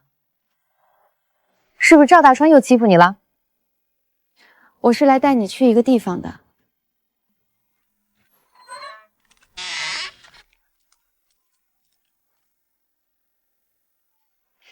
随便坐吧，姐，这是你开的。我和赵大川离开厂子做买卖赚了一些钱，离婚时不但孩子判给了我，就连我们赚的钱他也必须要给了一半。我就拿着这些钱开了这家店，不错，挺好的。咱们女人也是人，也有手有脚，就算离开了男人，也一样可以活。姐，谢谢你。如果那天在医院不是你忽然出现，我可能当时就顺着窗户跳下去了。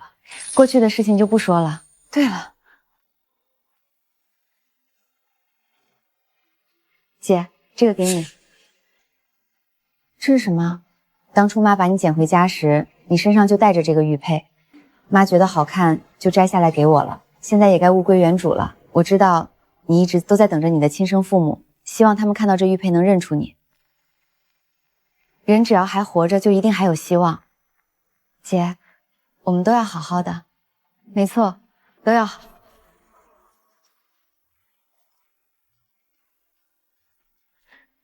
妈，是我们家中彩票了，还是你不想跟我爸过了？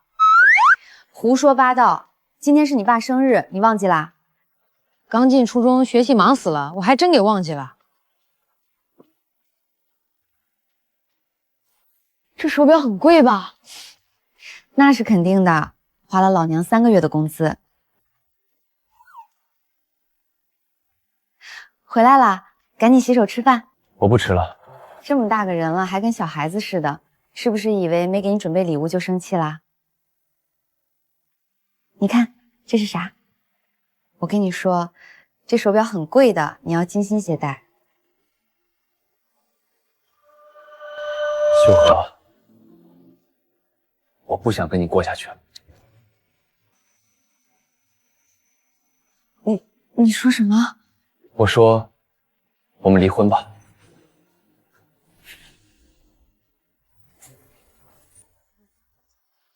为什么好端端的要离婚？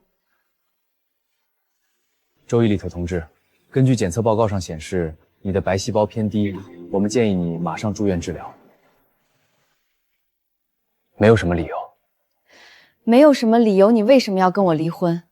我就是忽然累了，不想跟你过下去了。周一里，你混蛋！你以后会找到更好的。周一里，今天你不把话说清楚，你哪里也别去！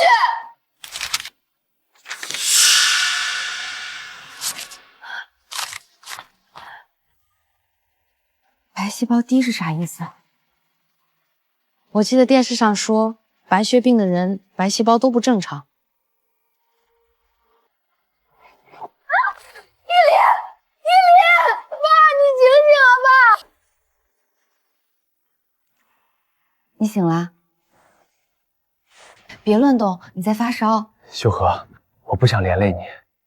你是我男人，你出事我肯定要陪在你身边。说什么连累不连累的？周一礼，你到底拿我当什么人？秀禾，你是好人，你值得更好的。周一礼，老娘告诉你，你既然娶了我，你生是我男人，死也是我的男人鬼，你别想丢下我。秀禾，我爱你。还离不离了？不离了，再也不离了。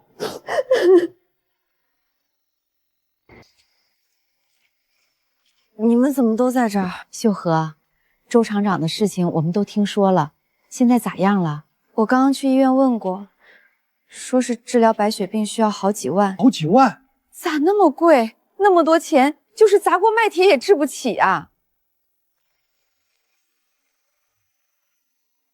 你们这是我们的一点心意，你千万别跟我们客气。秀禾，你和周厂长都是好人，你们一定会挺过来的。谢谢大家了。姐，秀玲，你咋来了？没想到连你也听说义理得病的事儿了。咱们这地方就这么大，姐夫又是那么优秀、那么出名的人，他一出事儿马上就传开了。姐，你真的不打算离婚？不离婚，当然不离婚。白血病就是个无底洞，而且就算你花钱了也……秀玲，趋吉避凶是对的，但人活在世上总是要讲良心和感情的。你姐夫对我不薄，也是他让我知道，我其实也是可以被人放在手心里面疼爱的。现在他出事了，你要我怎么能做到一走了之？死脑筋。有的时候死脑筋一些也挺好的。不管你了，我还要回去带孩子。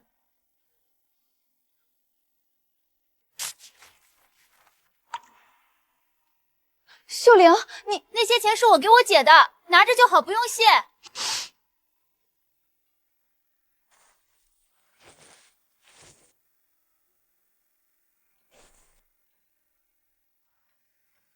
才2000多块钱，这要多久才能凑齐几万的手术费？咋这么多钱？你从哪里搞来的？我妈给的。秀禾，见信安，义理的事情凡凡都和我说了，钱你就安心用，不够的话我再给你邮寄。记住别哭，没啥好哭的。人这辈子谁还没有些坎坷？你是我最羡慕的女人，你一定要和义理一起度过难关，继续做那个让我羡慕的李秀禾。寄钱就寄钱嘛，搞那么煽情干什么？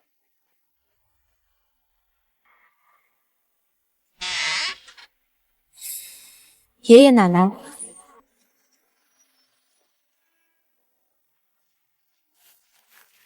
爸妈，你们是来看义理的吧？他在睡。我们今天来是来找你的。这个你看看，没问题的话就签字按手印。保证书，我李秀禾保证不跟周义理离婚。如果周义理真的出了什么意外，我李秀禾也坚决不拿周家的1分钱。周义理的所有东西都归其父母所有。爷爷奶奶，你们太过分了！你们把我妈当什么？她是我妈，是我爸的老婆，她不是贼。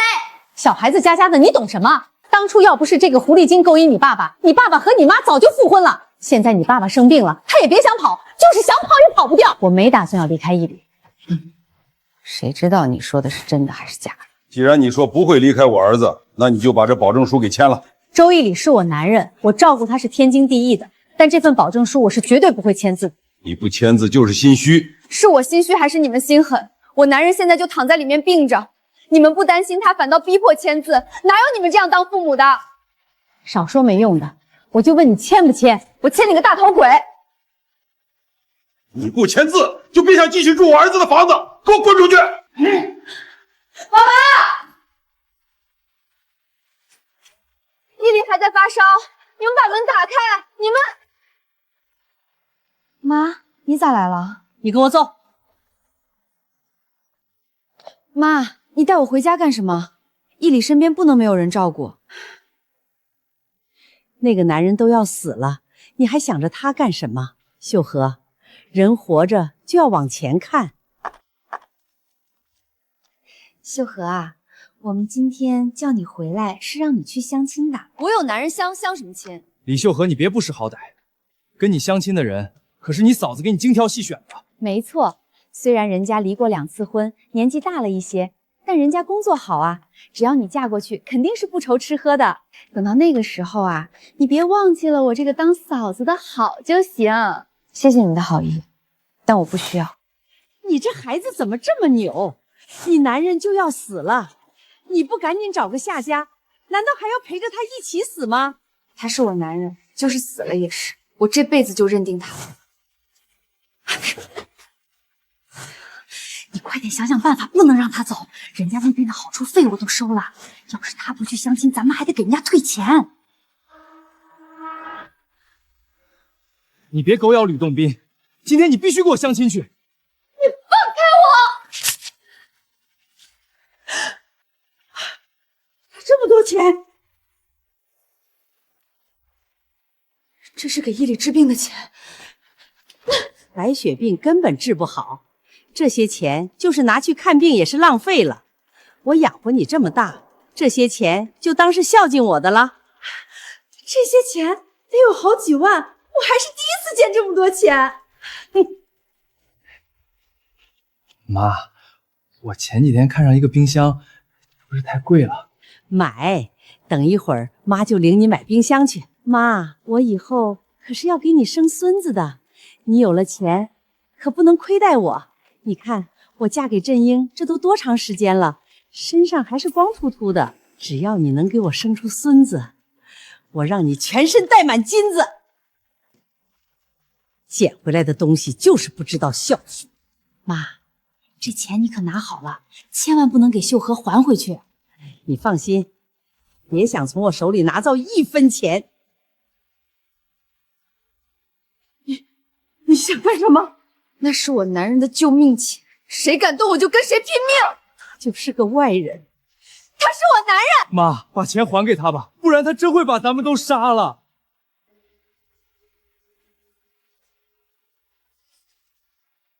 你可想好了，你要是拿着钱走，就永远别回来。到时候你男人死了，你就是人财两空，你可别后悔。我李秀禾认定的人和事，就是上刀山下火海，也绝不反悔。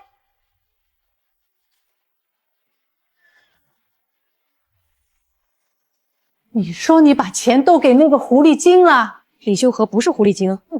完了，那个狐狸精一定是卷钱跑路了。是不是傻？那就是个狐狸精，你怎么能把钱都给他？她是我妈，她不会跑的。你没出息的东西，跟你爸一样不分里外。爸妈，你们这是干什么？毅力，你可算是醒了，你老婆拿着所有的钱跑了。不可能，有什么不可能的？要我看，他早就想跑了。李秀禾根本就不是安心和你过日子的，不然我们让他写保证书，他为什么不敢签字啊？什么保证书？爷爷和奶奶拿来了一份保证书，不但让我妈发誓一直照顾你，还写了如果咱们家所有的东西都是爷爷奶奶的，我妈不签字，爷爷奶奶就把我妈给撵走了。爸妈，你们太过分了。我们过分？我们这么做是为了谁？你是没看见他那心虚的样子，早知道我就应该打到他签字。那个不要脸的东西，敢拿着我们周家的钱跑！依林，你放心，等明天我和你妈就去厂子里面闹。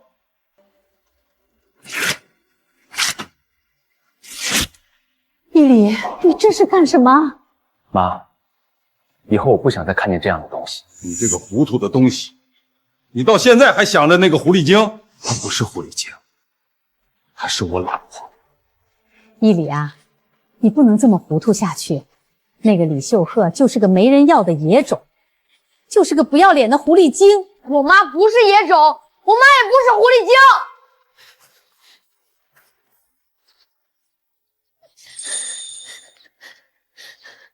凡凡，你怎么坐在这里哭？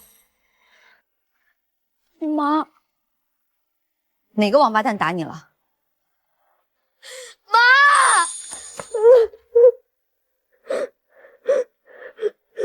好了好了，不哭了。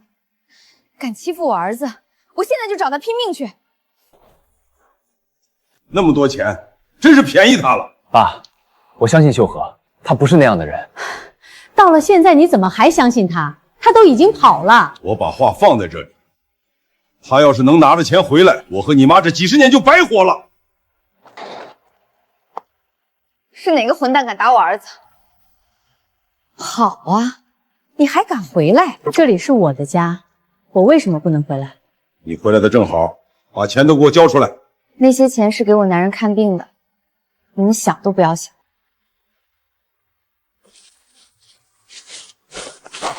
你们别碰我妈！爸妈，你们要是再欺负我老婆，我真的会翻脸。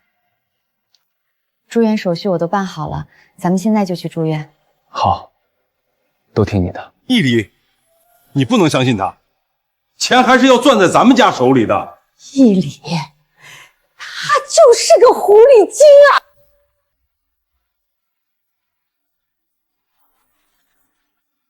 我再说一次，李秀禾是我老婆，是我死都不愿意放手的人。我不准许任何人欺负她、污蔑她，就是爸妈你们也不行。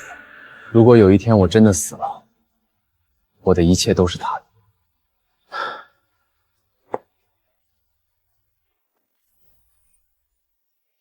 爸，你今天真威风。凡凡，你要记得，老婆是要陪着你走完后半生的人。虽然没有血缘关系，但她依旧是最亲近的爱人、亲人。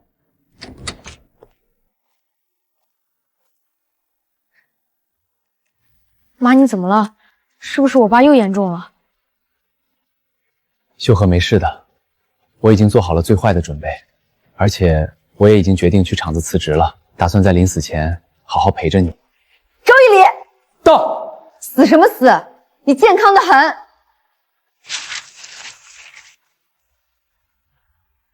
只是普通的发烧。不是说我爸的白细胞低吗？白血病是白细胞高，你这个白细胞低只是普通发烧引起的。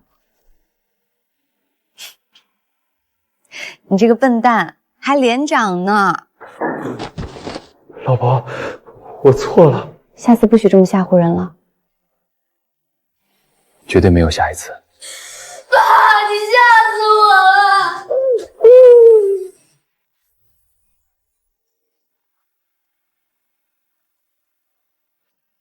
等回去后，就把曼芝、秀玲和邻居们的钱还了。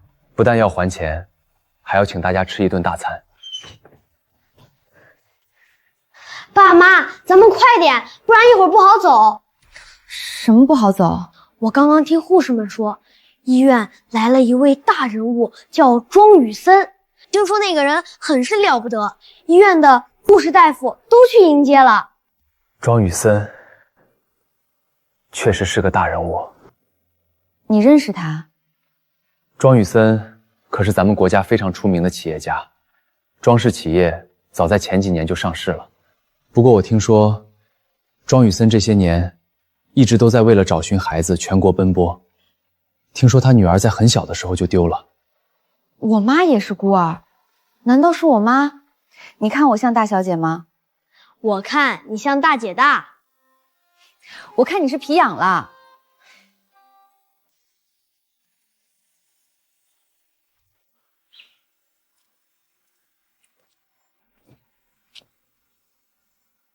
确定是这里？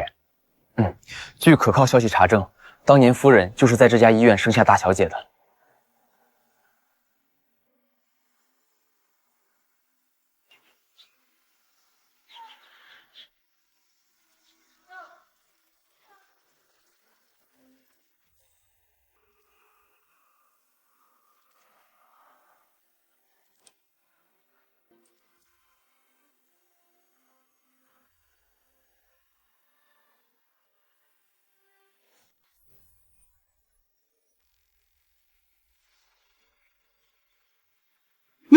那个是董事长。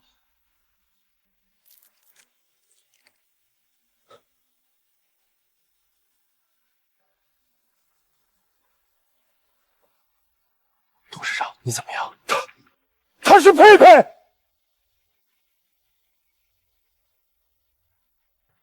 董事长，您是不是看错了？不会错的，那块玉佩是我庄家祖传下来的，她一定就是我女儿。给我追！真的是谢谢大家了，以后大家有事儿尽管跟我开口。谢什么谢？周厂长能平安比啥都强。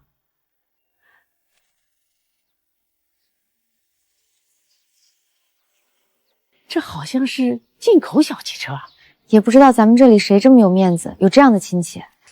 不管是谁，也不可能是你。大壮妈妈，你啥时候改上当算命的了？你什么意思啊？你不是算命的，凭啥说的那么肯定不是找我的？你知不知道那辆车值多少钱？能开得起那样车子的人非富即贵，就是你巴结都巴结不上，怎么可能是找你的？您好，我们董事长想要见您。真是找我的？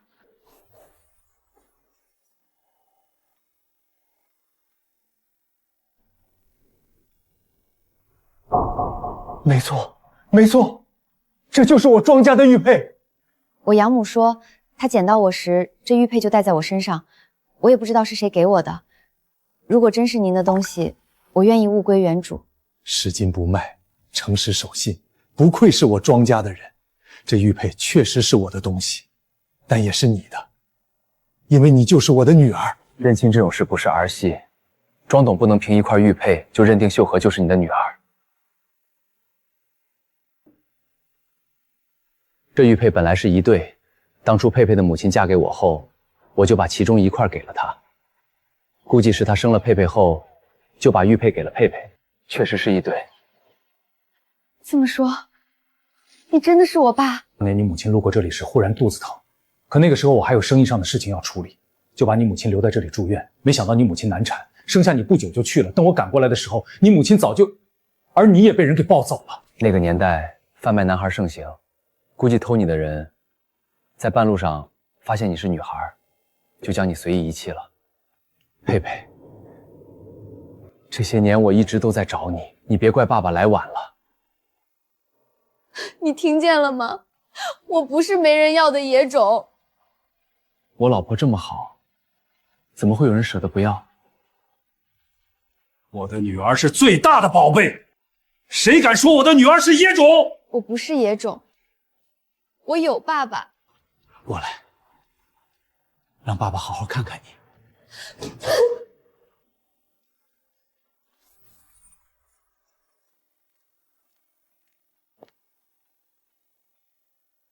就算我爸晚上来吃饭，也不用做这么多菜吧？当然不只是爸来，还有一个好消息，经过厂里面所有领导的同意，决定让你当车间主任。车间主任？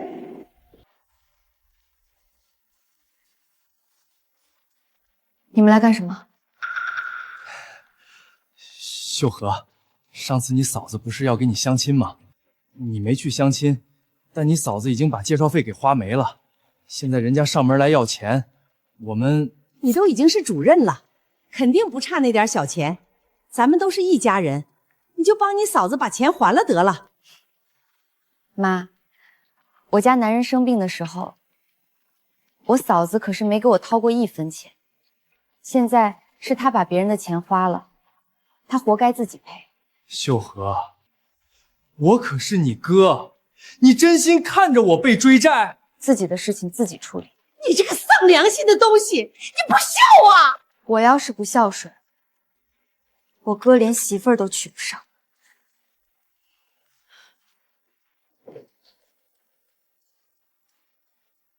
快走，不送。你那个妹妹真不是个东西，不就是车间主任吗？有什么好生气的？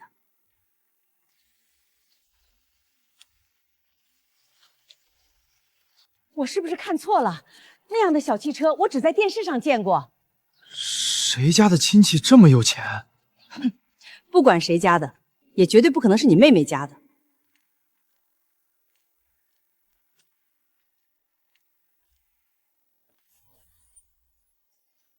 爸，你来了，饭菜都已经上桌了。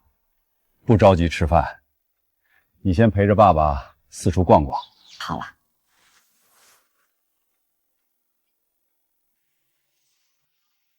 李秀和和那个人是啥关系？妈，这你都看不出来？李秀和这是傍大款了。不能吧？秀和不是跟他家男人感情很好吗？有几个女人能受得住金钱的诱惑的？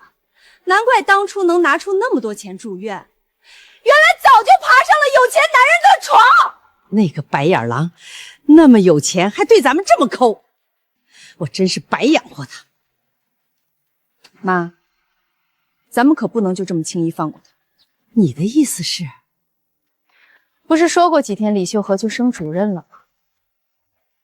咱们干脆闹到他的厂子里面去，让所有人都知道他是个什么德行。没错，不让咱们好过，他也别想好过。那人说的对，必须给他个教训。在开今日的会议之前，我要隆重宣布一件事情：庄宇森庄董事长已经决定给我们厂投资。现在有请庄董事长。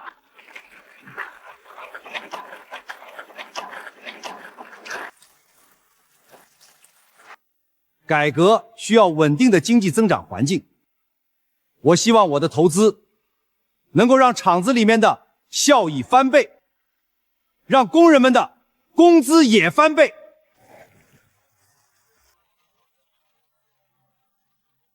好了好了，接下来我们回到正题。我想我接下来要说什么，大家应该都已经知道了吧？知道，秀和当车间主任，我们都服气。这些年，秀和工作兢兢业业，他的刻苦是所有人有目共睹的。常主任，你别墨迹了，抓紧宣布吧。庄董事长还坐在这里呢，你们能不能严肃点？下面我宣布，咱们厂新的车间主任就是李秀和不配当车间主任。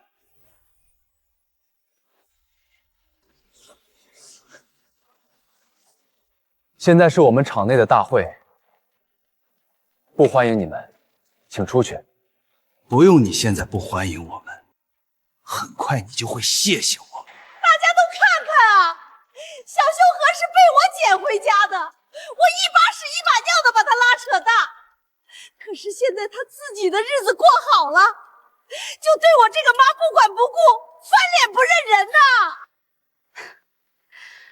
我翻脸不认人？没错，你就是个养不熟的白眼狼。你是把我捡回家没错，但从我记事起你就告诉我，说我欠你的，欠这个家的，所以我5岁就学着砍柴生火做饭，7岁就是开始带妹妹，因为要赚钱补贴家用，我不能考大学，早就出来工作。这哪是捡孩子回去，分明就是捡回去个佣人啊！难怪秀和的脾气那么厉害，在那样的家庭，要是再没脾气，岂不是要被他们给生吞活剥了？不光如此，李秀和还是个生活作风有问题的破鞋。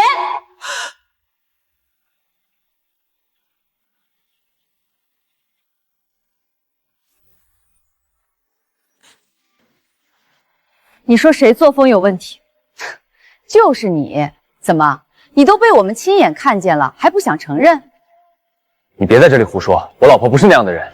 被人家绿帽子都戴到头顶上了，还帮人家说话，你是没看见你老婆跟那个老男人亲热的样子，真是恶心死了。妈，你就任由嫂子这么污蔑我？你别叫我妈，我没有你这样的女儿。从现在开始，我跟你断绝关系，你永远都是个没人要的野种。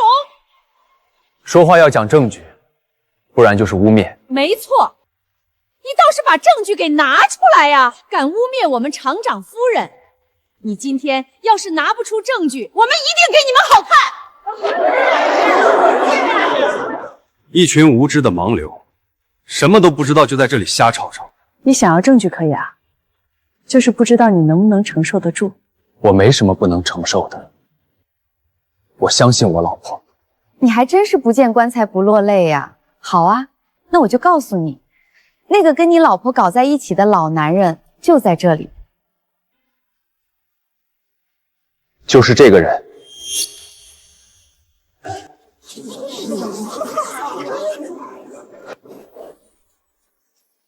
庄董事长，这到底是咋回事啊？你不用听他们在这里血口喷人。我血口喷人，我看我是说到你心坎里去了吧？你好歹也是个董事长，怎么有脸睡没脸承认？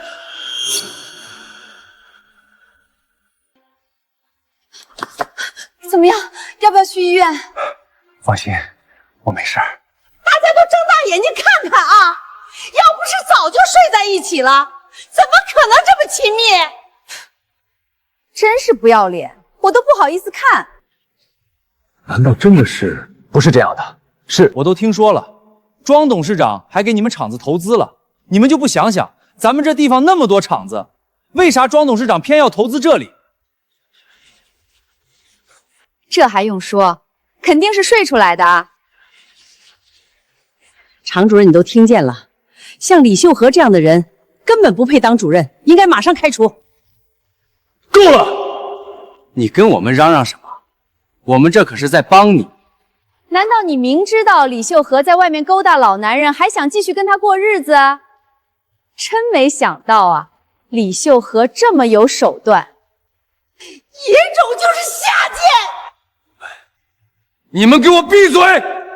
李秀和不是什么小三儿，她是我的亲生女儿。难怪庄董事长要投资厂子，原来是因为这个呀。秀和确实是个孤儿，而且年纪跟庄董事长也对得上。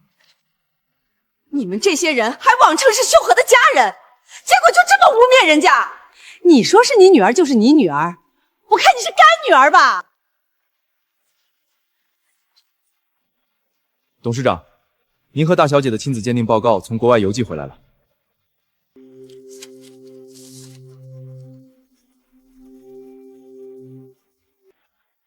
是父女。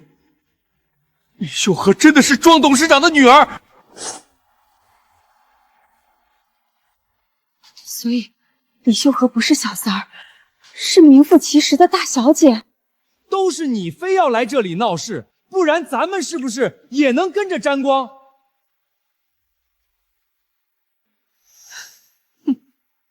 出了事儿就埋怨我。当初说要过来检举李秀和的时候，你不也是很积极吗？怎么会有你们这样的人？就算秀和是你们家捡回去的，这秀和这些年为你们家做牛做马，就是一块石头都该捂热了，怎么就捂不热你们那颗心？什么亲人？他们根本就不配当秀和的亲人。秀和啊，你听妈说，都是误会，是妈错怪你了。你那么懂事儿，一定不会跟妈斤斤计较的吧？我确实不会跟你斤斤计较。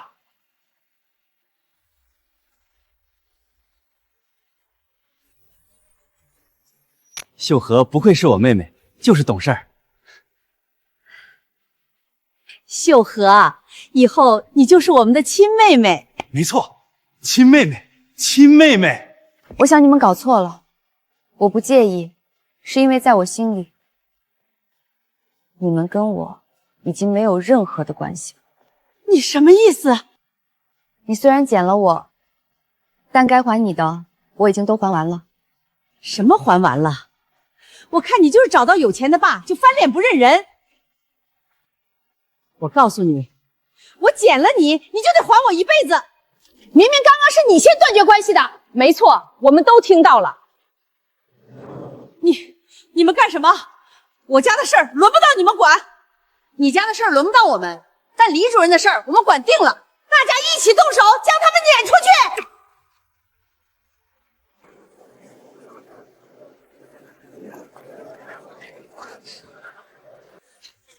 以后再敢来闹事儿，见一回打一回，你们不能这样！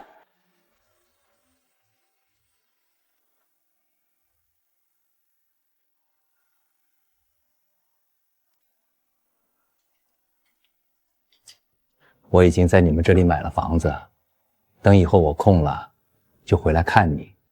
你可别嫌我烦。还有，你打算什么时候跟我回家去看看？等过年的时候，厂子放假吧。我已经跟秘书交代过了，以后会让他留在这里，一点点将集团的事情告诉你。以后，你就是我庄氏集团的接班人。我还真是压力大呀。看样子以后我怕是要吃软饭了。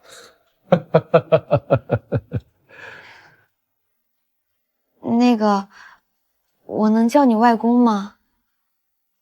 当然，你是你妈妈的孩子，就是我的外孙。外公，